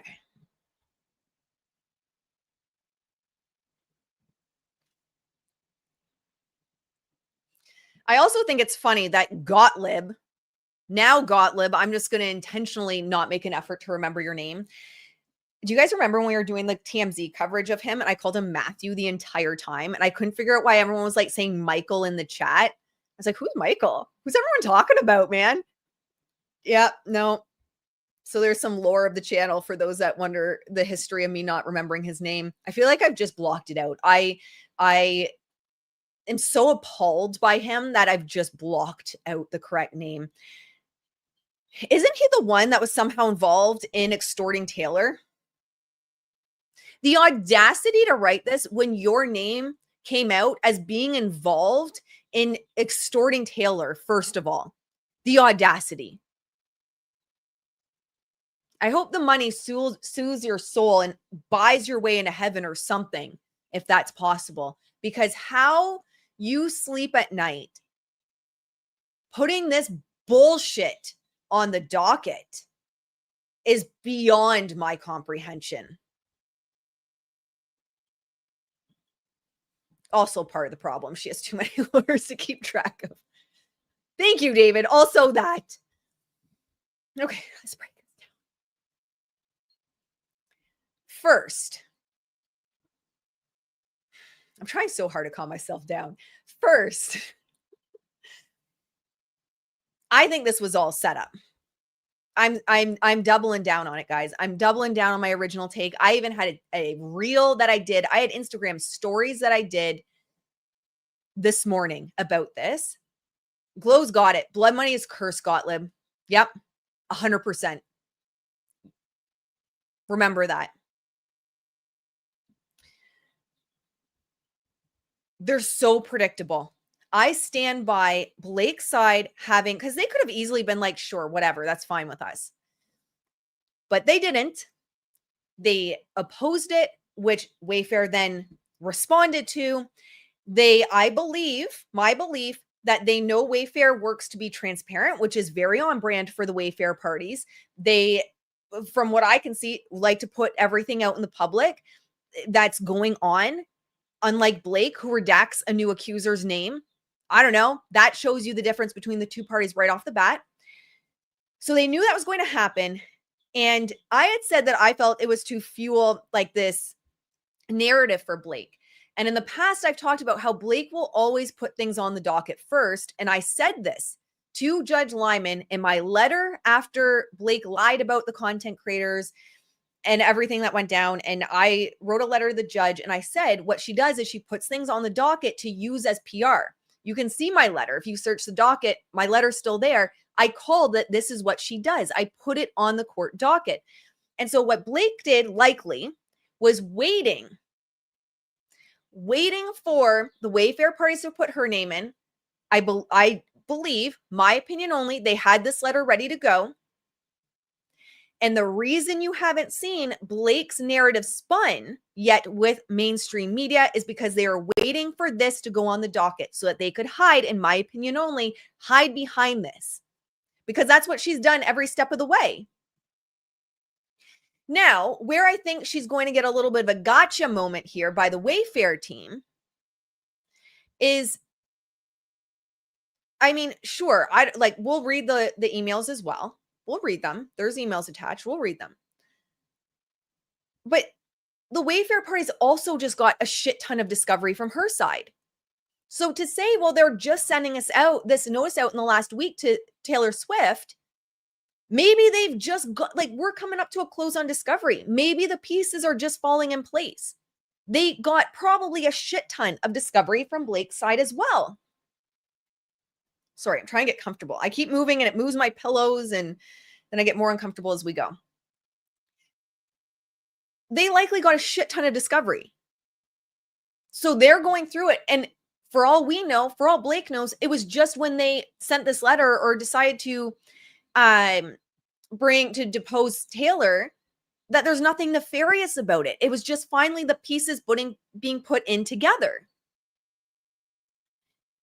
Why does it have to be nefarious? Well, because in my opinion, Blake does shit nefariously and she's the projection queen and projects her shit over all the other people. Even with her going on about flood the docket, first of all, she got that from me. She had never mentioned flood the zone. She had never mentioned flood the zone until I started accusing her of it in my content. And then she flipped around and said Justin was doing it. So, she doesn't have an original thought in her head. And I know they watch my content because I know Marvel people watch my content. And I've seen these people accidentally follow me from their real account and then unfollow and follow me from a burner right after. I have the screenshots, which I won't make public because whatever, but I've seen it happen. My mods know because I sent them pictures of it. So I know they're watching my content. And they've put me in hit pieces. The Glamour magazine Mommy Sleuth one, I was quoted, the only person with a direct quote in the article for my work on Nick Shapiro. They subpoenaed me. So it's just I can't deal with the projection from her anymore. I just can't deal with it. Tay, slip back into your snake air. I am here for it. I agree, David. The judge is allowing this docket to be used for PR campaign. Most of this is his fault. 100%. I'm with you guys. I am with you guys. So that's what frustrates me, first of all, is she projects. There does not have to be an inherently nefarious reason that they've just decided to depose Taylor. They are making it seem nefarious because they do nefarious shit. Sorry, if you're new here, I don't usually have these rants. They happen sometimes when I get really fired up. My pre-recorded content tends to be less fired up, so it's just me talking to myself in a camera. They talk about here. Yet they're silent about their effort, if any, to schedule this deposition during the existing discovery period. And this is where I think they have the potential to shoot themselves in the foot from a PR perspective. Because if I was just inside, I would say, oh, sorry, Blake, what did you want? You want us to drag Taylor Swift in for a deposition, the same day her album drops? That's what you're saying. So Blakey and Gottlieb are on this docket basically saying, we don't give a shit.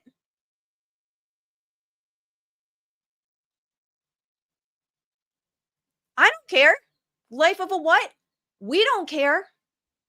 Drag Taylor by her hair. We have this deadline. So if anything, to me, this shows Blake's hand and her intentions more than anyone else.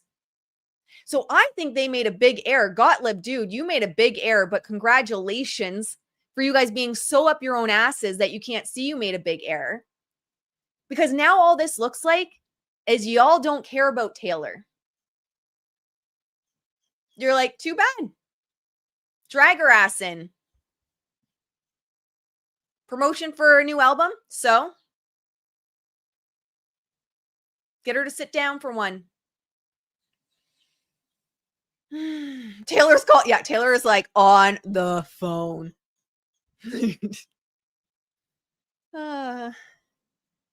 Ashley, I have to say your answer way more palpable than the other content creators. Well, thank you. Thank you. That's very kind. Oh.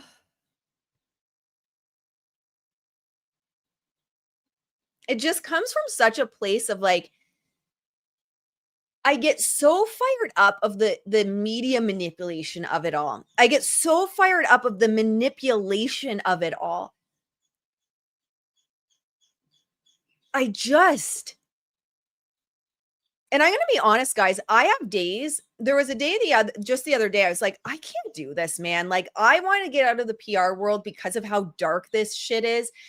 It's always been kind of like the job is to make the other side look bad in crisis PR. That's why I don't like crisis PR. I like everyday PR and then helping the crisis team with SEO. But the realms they're getting into, and the other day I just said, like, I don't know if I can talk about this anymore. It's just so dark. But then I also think, no, people need to know this. People need to know what goes on. We've talked about the CIA in the past and media infiltration. We have more coming out on that. So every time I'm like, I can't do this anymore. It's too dark. I'm like, no, Ashley, pull your big girl panties up. People need to know. And so it just gets me so worked up. But yes, what this says to me is Blake doesn't care. Get her ass in a seat, depose her. I don't care that she has an album. Which, if you're looking at like a checkers versus chess piece, this is kind of like, what is it called? Checkmate for Wayfarer. Because you could spin this if you really wanted to. You could spin this as we're trying to play nice. And look what Blake's doing. She's for women, but she doesn't care about Taylor Swift's album. She doesn't care about what's going on for Taylor.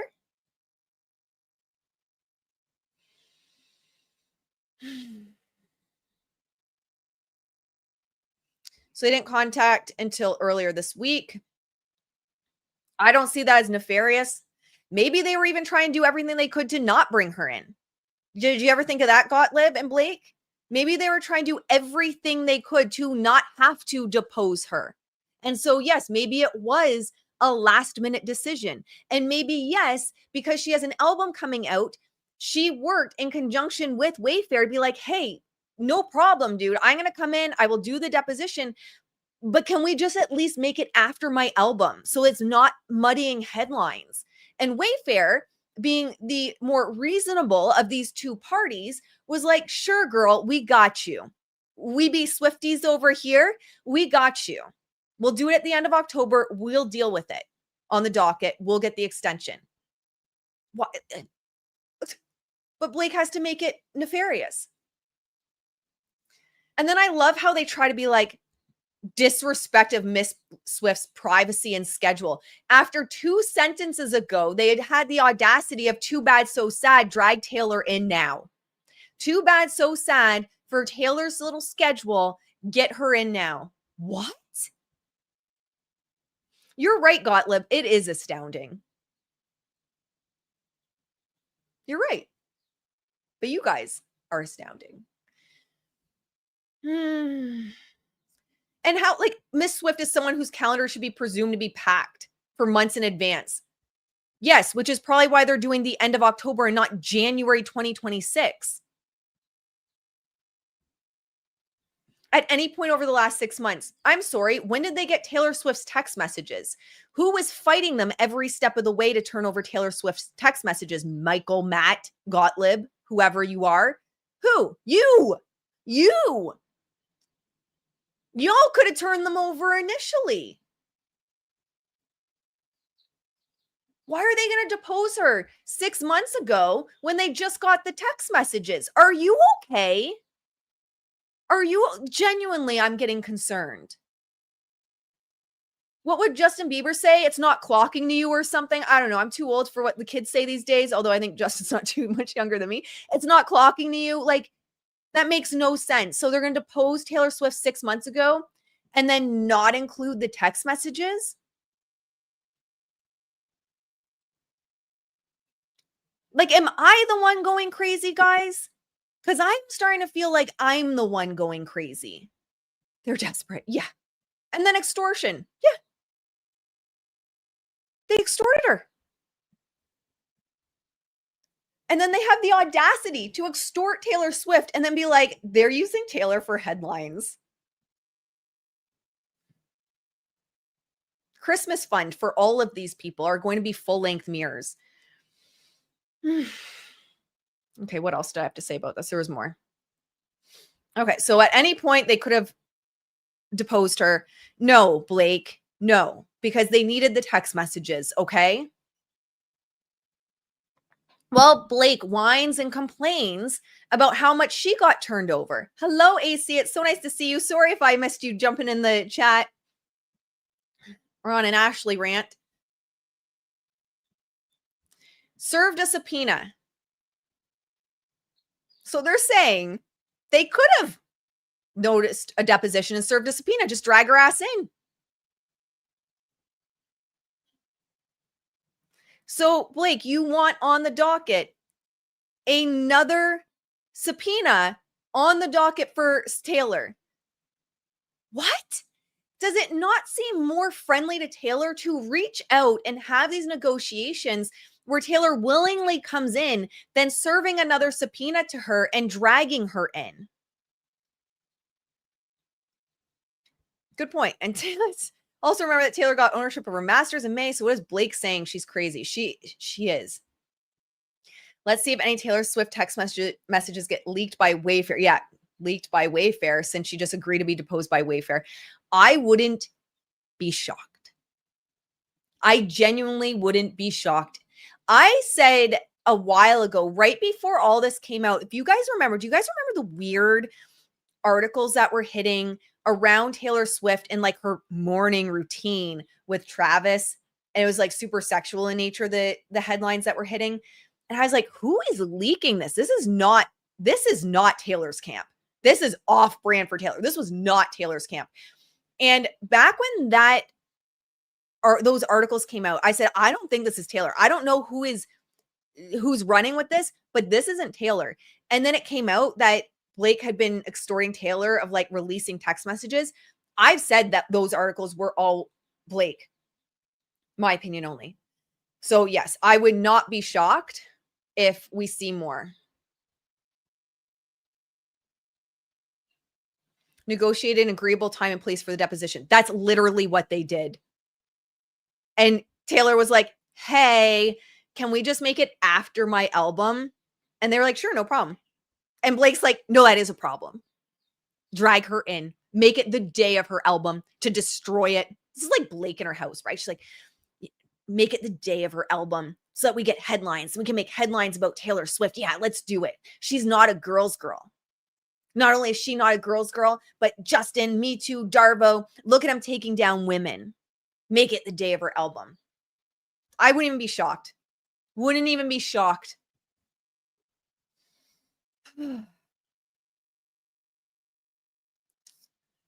Now, without explanation, long after dates and locations for all other parties and non-third-party witnesses have been negotiated, this is the part that gets me, without ever serving a renewed notice of a subpoena. Why would they?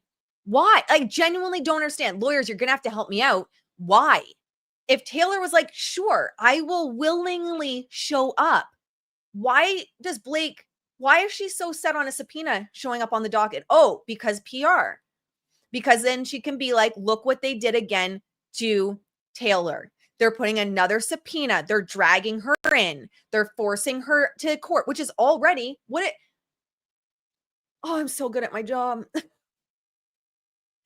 What did we say about that one headline before we saw this? And I was like, this is Blake, because they're talking about dragging her to court. I was like, this is Blake. And then look what shows up on the docket.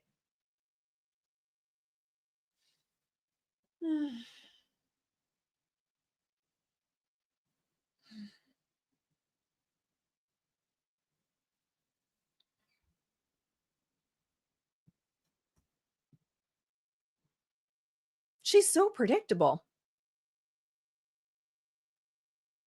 They demand the right to take this deposition and this deposition alone. Yeah, because as you stated above, she's the Taylor Swift and she has an album.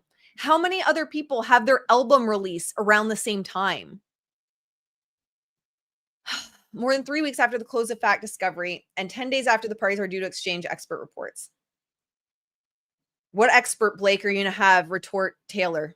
What expert you got on the docket that's going to come out and retort Taylor?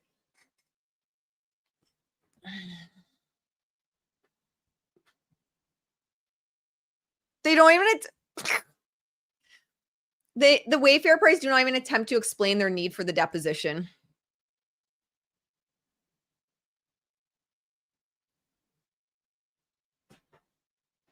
I'm sorry. Am I in a parallel universe? Did she not write in text messages about her dragon and her dragon's Taylor? Did Blake herself not drag Taylor into this shit and then extorted her? And then Taylor's dad went to Wayfarer to let them know about the extortion and let them know about the messages? I'm sorry. Did I hallucinate that? Why do they need to explain it? It seems self-explanatory.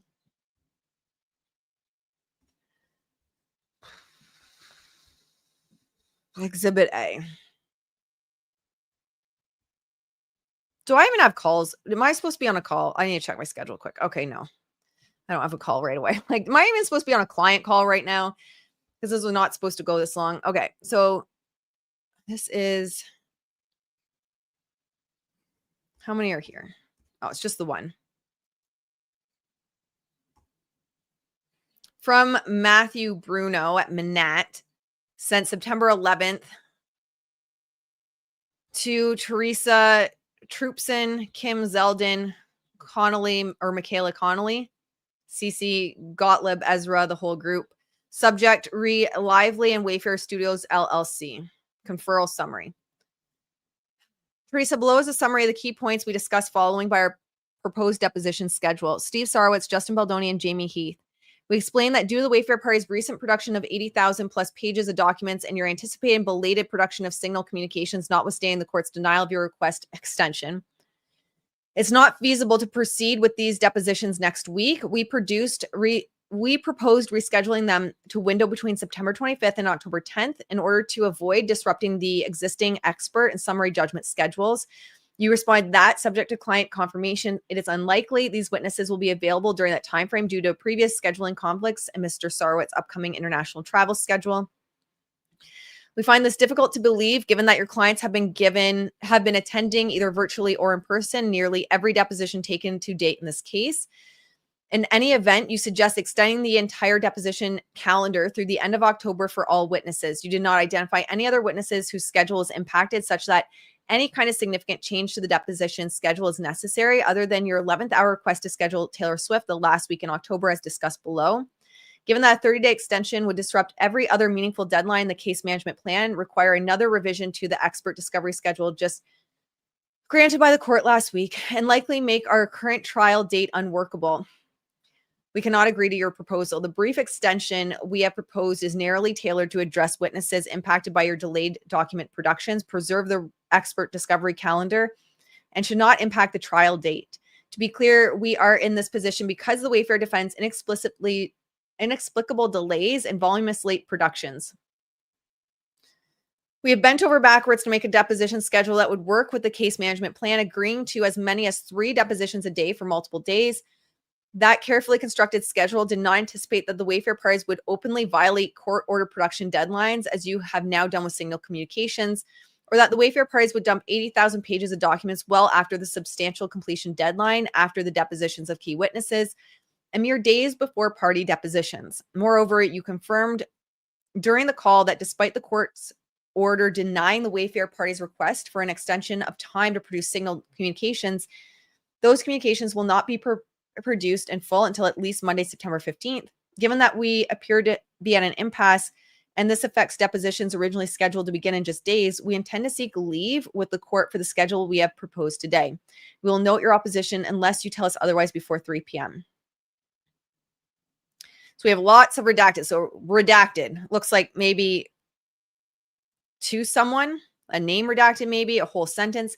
We know that 3 depositions are already scheduled for that date. Redacted, redacted. And said we would explore rescheduling redacted, deposition to accommodate redacted, limited availability. Redacted. So that's a name. Wonder who that is. You noted that your deposition notices preceded Miss Lively's notices, and you therefore expect the depositions to be held at your offices. Stephanie explained that she had spoken with redacted. We noted that we are aligned with the witnesses' preferences with respect to location. You agreed to follow up with their counsel to confirm logistics.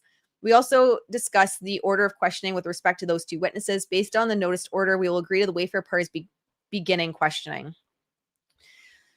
Redacted, I'm assuming another name that's being deposed. We explained that we are unavailable on the notice dates of September 15th and 19th and objected to the Wayfarer parties unilaterally changing to third-party deposition dates without confirming our availability. Given that all of the parties and the third parties have previously agreed to September 23rd and 25th for those depositions, you explained that the original notice dates conflict with Rosh Hashanah. And if that was the case, it would have been courteous to contact us to discuss alternatives rather than unilaterally renoticing the dates for next week. 8 to 10 days earlier than previously noticed. Redacted. Taylor Swift. We also discussed the Wayfarer party's proposed deposition date for Taylor Swift, which you raised for the first time yesterday. For weeks, you have had Miss Swift's deposition tentatively noted on the deposition chart for... So they lied on the docket. So, wait, what? So, what? They knew then and lied because it looks like here they all knew for weeks that Taylor was going to get deposed.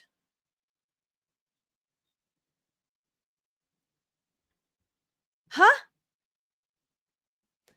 Okay. What? Because didn't we all just read how they said this came out of nowhere?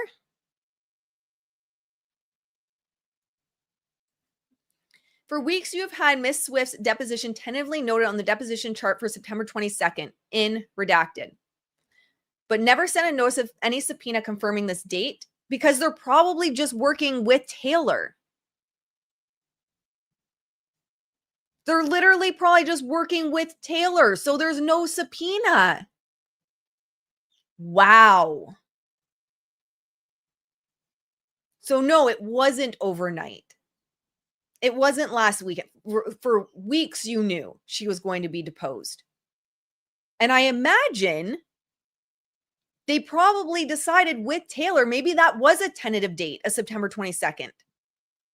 And maybe Taylor came back and was like, you know what? With the album releasing and the media around that, I don't feel comfortable doing it before. Are you okay with doing it after? I would imagine that's what happened. What do I know? I'm not paid by either side. I'm not on either side. But considering Gottlieb made a stink that this came out of nowhere, and now we're seeing when they think it's a big gotcha moment, but the gotcha moment is for Gottlieb again. Dude, you knew for weeks that she was going to be deposed. So what was that shit you just put in that letter to the judge, may I ask?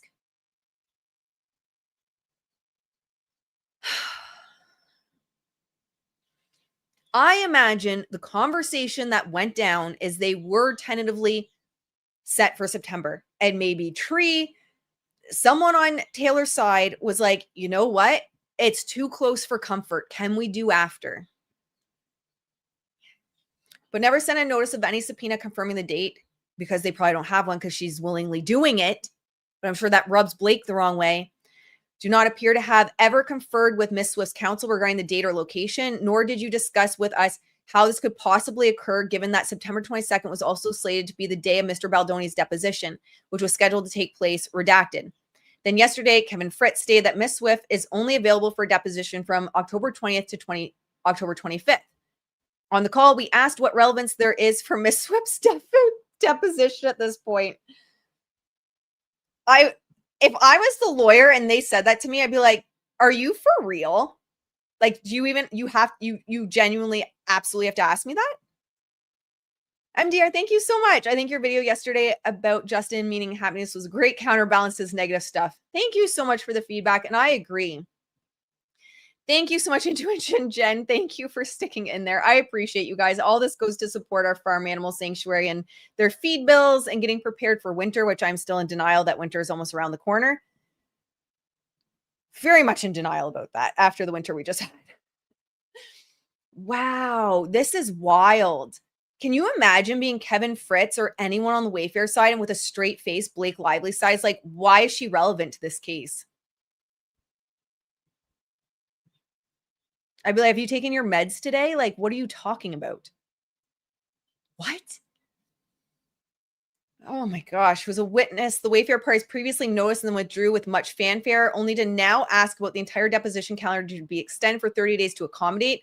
One would expect an explanation of the ways in which this witness was key and essential to the defense.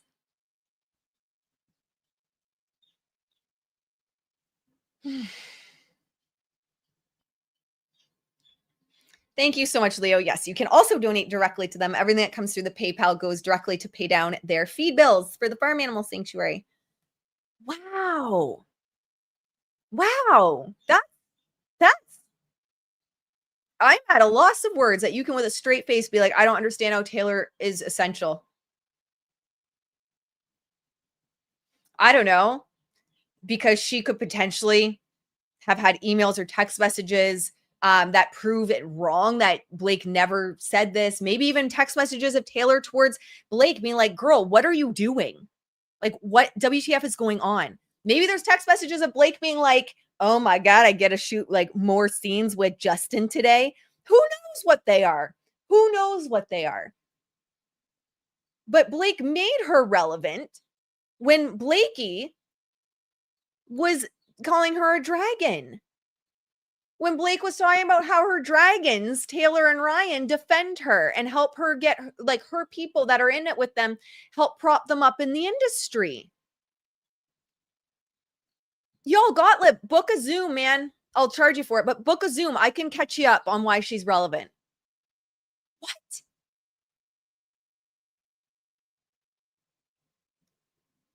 I'm gobsmacked over this.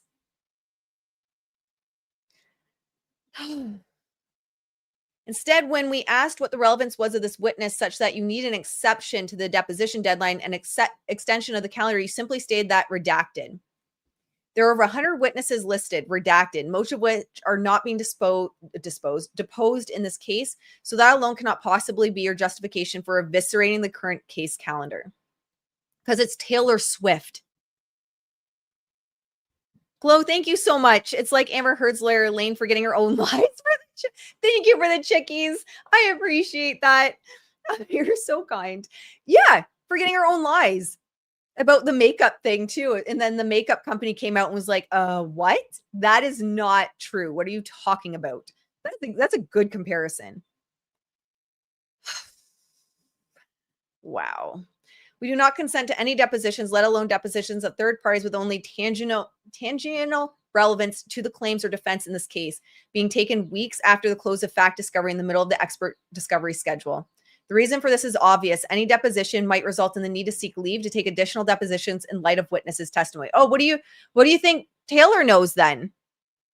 Are you guys showing your hand? Are you guys afraid? Are you afraid what Taylor is going to say? And you're like, fuck. Taylor is going to open her mouth and now they're going to want to come back and take additional depositions. Is that what you're all afraid of? Because that's what it kind of seems like.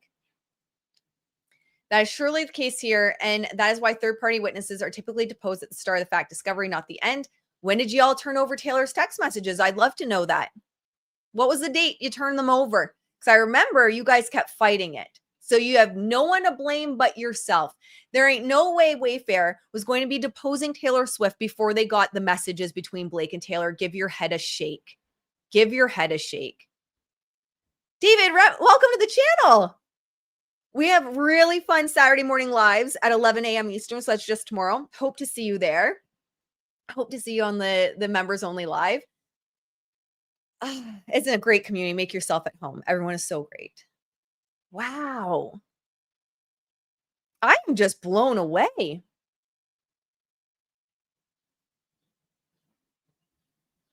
Whew. All right. It's grossly irresponsible to delay scheduling the deposition of witness of this kind until the last minute. Oh, of this kind. So now you're saying she's relevant. How do you say in one hand she's not relevant to the case and the other hand be like, shit, you might need to do additional depositions of people because of this kind of witness? And we do not expect the court will reward your lack of diligence by granting you an extension that would blow up the case calendar and trial date. These little stars, I'm not going to lie, when I first saw them out of the corner of my eye, I thought they were like the eyeballs, like the emoji eyeballs. It's like, why are you putting emoji? In my head, I'm like, why are you putting 3 emoji eyeballs? Like, what are you doing? Oh, but that's how I saw it in my head. I think I'm just losing my mind after all this.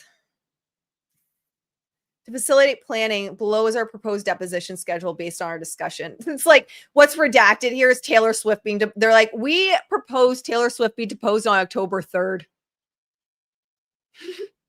Be damned her album release. Blakey has headlines she needs to steal back from Taylor. Our proposed schedule is Taylor October 3rd. Location, Blake Lively's lawyer's office.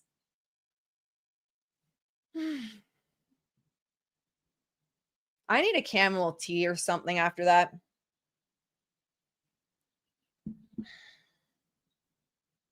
Oh, there is a Matt on their team, so I'm not totally off base, although I've never heard of Matt Bruno before.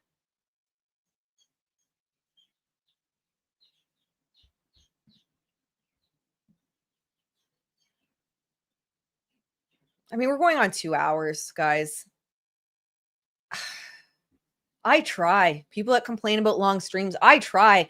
You can't plan for this. This is, as Emily D. Baker would say, live streaming is dynamic. Shit comes up. What are you going to do? Just ignore this? Ugh. Wow. Let's see if there's more running with Blake's new news.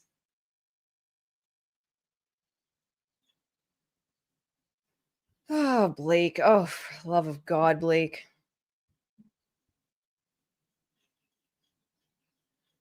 There's people. See, they catch up eventually. You always got to look at who got the exclusive. Yeah. So you're always looking at who got the exclusive. People's only going to be running with stuff first if they got the exclusive. Otherwise, they have to wait for everyone else, or they have to wait for whoever got the exclusive. Then they have to catch up. But people's entered the chat. Man. No wonder I'm always exhausted. This case is exhausting. What does people say? Taylor Swift has agreed to be deposed in Blake Lively's legal battle with, Legacy Media. All of this, see this shit that pops up, starts playing without you clicking on it. This one here, this drop-down ad. They're getting money for that without me even clicking on it.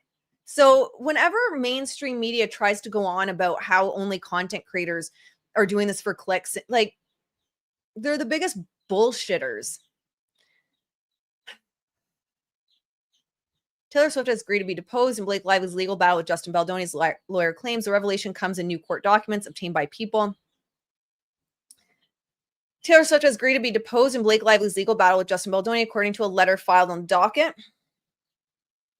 So this is friendly towards Justin's side for sure, based on this framing. Again, you're looking at the headline, first 100 words.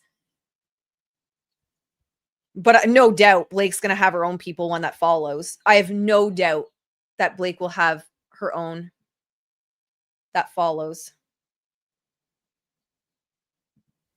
Yeah, this is flooding the zone. That's what Blake does. And then she blames Justin for it. Is just. And then I have to flood with my 2-hour live because I have to cover all the flooding. It's just a flood. And we're all just with our little water wings and floaties trying to hold on for dear life like Leonardo DiCaprio in the freaking Titanic to not drown in the depths of this mess. You know, wave hi to each other. I'm on the unicorn floaty. Just quick, someone build an ark. We need one. It's only friendly because Taylor is involved. Likely, no doubt. That tends to be Taylor's go-to. Which also, you know, I'm not gonna lie. If people's pushing a friendly title out, like it just kind of confirms. But again, don't worry. Blake will get there. Don't worry, guys. She literally just filed. Don't get too excited. She literally just filed. We know the Blake playbook. She'll run to the media. Don't worry. But yeah, it just confirms to me even more that Taylor's working with Justin. Taylor Swift, page 6, agrees to give evidence. So you can see the difference, right? Like you can see the difference between those headlines and the one that we saw this morning where I said that's definitely Blake Lively's side, which is now just being buried by this. Let's see if I can intentionally pull it up.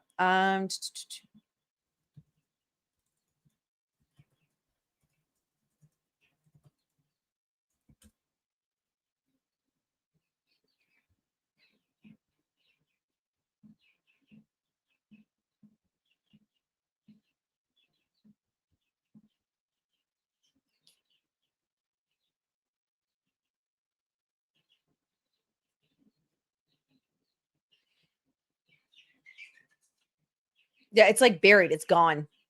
Like it's so buried already. That one about Taylor Swift being dragged to court or whatever it was that we reviewed earlier.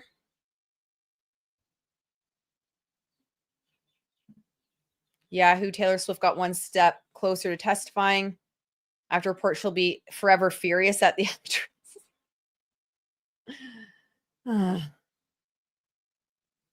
Agree to be questioned. U.S. Weekly reported that Baldoni's team had filed it. Yeah, anyway. Don't get your hopes up, my friends. Don't get your hopes up. Blake's going to come.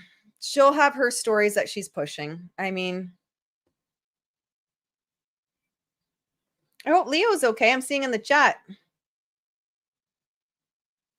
We love you, Leo. Leo, did I do something wrong? Everyone loves you, Leo. Bots saying awful things. Bots are really bad. I actually just posted that in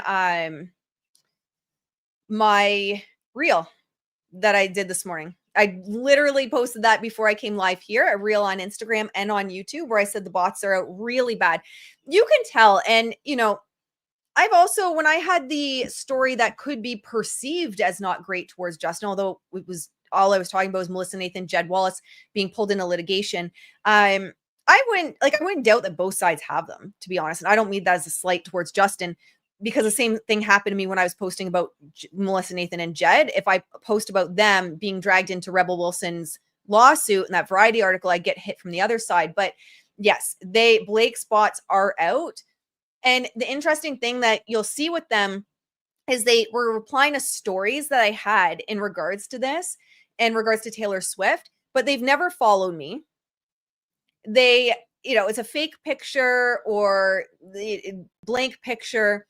They're following like a handful of people. No one's following them. They're private accounts. Like, why are you in my stories if you've never followed me before? Right. And you're defending Blake and saying, and they kept saying like, oh, you know, they're just doing this for PR. Her bots are pushing the narrative. Blake's bots are pushing the narrative that, well, Justin's just doing this for PR because it came out that he verbally abused someone. Right. And so that's the story they're pushing. Yeah, it was buried fast. It's crazy. You guys are seeing in real time. Like that's SEO in manipulation or just SEO in general.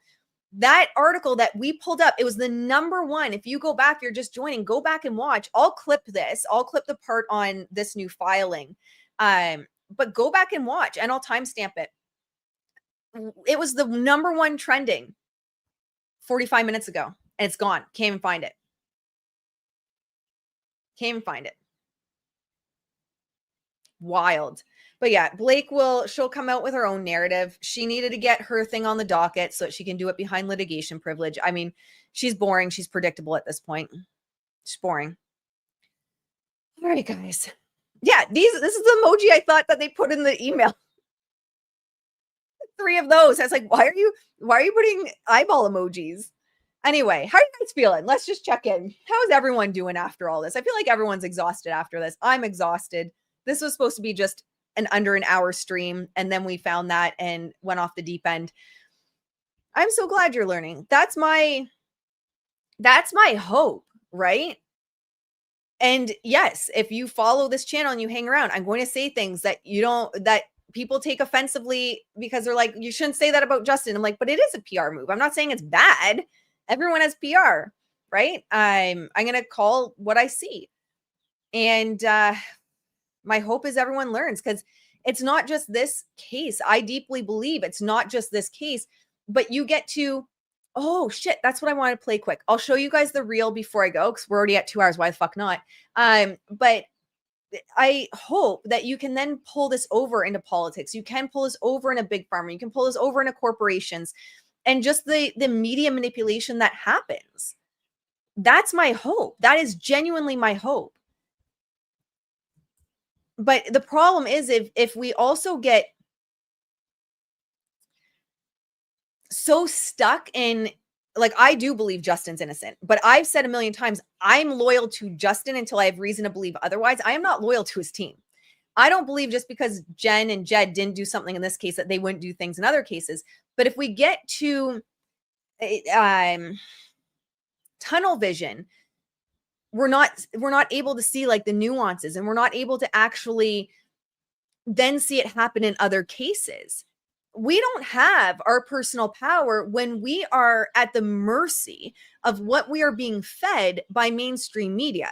We don't have our personal power when we're at the mercy of the psychological warfare that mainstream media takes on us. Look, my hoodie. Legacy media is dead. You can buy this in the merch store. Legacy media is dead. And then I'm emotionally invested in strangers' lawsuits.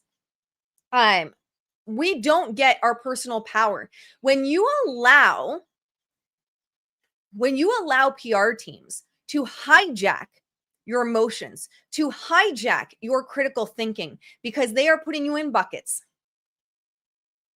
you lose your personal power. And we see this. I said this in the Ronan Farrow video. You're either with us, meaning me. Ronan laid the foundation of how rigorous his research is and how rigorous he vets people and stories he tells. You're either with me or you're with Candace Owens. And they're always going to pick, if they can, some kind of political agenda to get emotions involved. So you're either with me or you're with Candace Owens. Do you want to be with Candace Owens? Because her and those content creators are disinformation. And people go, oh shit. Well, I don't like Candace. I'm not saying this as me as Ashley. I'm saying what happens. I don't like Candace. I don't agree with what she said. So I have to be with legacy media. That's why Blake brought in MAGA. That's why all of a sudden it was MAGA mommy sleuths. Because it's either you're with Blake, the sweet, innocent victim, or you're with MAGA. You're with people that are trying to take down women online. You are with anti-Me Too. We're seeing this in the Rebel Wilson and Amanda Ghost case. Not popular to say, but I'll say it because I say the unpopular thing here, even if it costs me followers. The PR team for Rebel Wilson, whether true or not, we will get into him, don't worry, around Len with AI Films. You see, that's the Len in the text messages. Adding Russian oligarch to a PR campaign is detonating a bomb. That's even better than MAGA. That's even better. You want better than MAGA in a PR campaign? Russian oligarch. But when we allow ourselves to be at the mercy of these campaigns, we don't see the nuance. It's not saying one person's good or one person's bad or their whole history is good or their whole history is bad. It's what is the narrative and how am I being manipulated in this? But it collapses nuance. You add Russian oligarch, you add MAGA, you add Donald Trump, you add right-wing commentators. That's another thing that's being named in the Irina case, the young woman on the train that lost her life, the young Ukrainian woman, which just hits me in my heart. My mom's side is Ukrainian. It just hits me in my heart. Young refugee, putting her way, she wanted to be in the veterinary field, 2 jobs, coming home from work. It's just now the narrative that's going out is TMZ's pushing the narrative that it is because of right-wing commentators that the video got out and that the story got out. Pardon me? How did right-wing commentators enter the chat of the truth of what happened to a young woman getting out? But this is what they do. This is what they do. I know, not because I was involved. I thought I could do something different in the PR field. That's why I don't want to be involved. And that's why I'm here working day and night. I shit you guys not. I get up at 5 a.m. We run a farm animal sanctuary at our farm. We have chickens, we have horses, we have goats, I want cows. One day we'll rescue cows. We don't have the space yet. Sheep. We have a farm animal sanctuary. We have 3 rescue dogs. I don't stop from 5 a.m. My computer closes about 11 p.m. because if I'm not live with you guys, if I'm not working with clients, I'm researching, I'm getting my hands dirty, and I'm trying to bring more to this channel for you, for us, for people that care about being woken up. It's not popular. It's easier to stay asleep. It's easier to stay asleep to what's going on because once you start seeing the truth of what is happening, it shakes your entire view on reality. Once you see what is happening, you can't unsee it. And then it starts to bleed over in every area of life. So the majority of people would rather stay asleep in regards to it. Blake as a lawyer would be disaster. I love Glow coming in with a little light. Love it. Blake as a lawyer would be a disaster. I agree. But, you know, I would make a shit ton more money keeping up going with PR. Never, not worrying about bills. I don't make a lot on YouTube. You guys are doing amazing supporting the Farm Animal Sanctuary. I'm so grateful for this community, but I do this because I'm passionate about it. I do this because I believe people need to know the truth. The people that want to know the truth, not everyone does. It's like the Matrix. Take the pill, go back to sleep, or take the pill and wake up to what's going on. People don't want to see the truth because it then questions everything that you believe to be true because you start to think, shit, how was I manipulated here? How was I manipulated there? Where was my common sense hijacked there? Where did they hijack my subconscious mind? So anyway, that's my whole thing on the media manipulation of it all. I'm here. I have this channel and I keep showing up, even though it does stress me out to do this and talk about the shady shit, because I am team truth. I'm going to say things that make you uncomfortable. If you unfollow me because of things that make you uncomfortable, if I'm challenging something about your favorite celebrity, then this isn't the place for you. And that's okay. It's truly okay. I don't take it personally. I get a lot of unfollows. If I, probably will get unfollows over saying that I had bots that appeared to be from Justin's side. People will be upset with me. I've had unfollows when I call it PR moves with Taylor Swift. It's okay.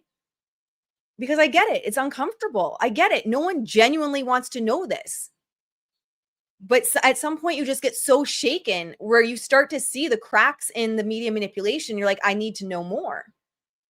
All right, let's share this video. This is actually, it genuinely, this is something I'm so passionate about, which is helping people see past this shit. Okay, this was sent to me by community members. I actually got a couple people that sent it to me. So thank you, my friends. We're going to play it. It's a reel over on Instagram, and then we'll wrap up here. I'll clip this. So if you guys see extra videos going up later, don't worry. Well, actually, I'm going to have the timeline of Amanda Ghost, Rebel Wilson going up. But other than that, you'll probably see some pop up in regards to this video, because now it's going to be like 2 hours and 20 minutes. So I'm going to clip it. Okay, let's see what the message that I was getting my DMs is. This is what you've been trying to teach us. So I'm going to play it for you, because it is. That Kim Kardashian wore Marilyn Monroe's dress at the Met Gala back in 22. Mostly because this is maybe the best example in history of what's called a pseudo-event, which is a crucial term to know if you want to be media literate. The term pseudo-events comes from The Image, a book from the 1960s, which I talked about in another video. Daniel J. Boorstin says that once the electric telegraph made information available worldwide in the 1830s and 40s, news shifted from stuff we needed to know to a product to be manufactured. So stories are a product to be manufactured. To fill all this space, the pseudo-event was created. A pseudo-event is something made only to be recorded and spread in media. The spreading of the media about the pseudo-event then makes seem true whatever that event symbolizes. The first example Boorstin shares in the book is of a hotel that holds a 30th anniversary banquet. They invite the press to take photos and write stories about the banquet. Once it's in the newspaper, it makes it seem like this hotel is really important to the community.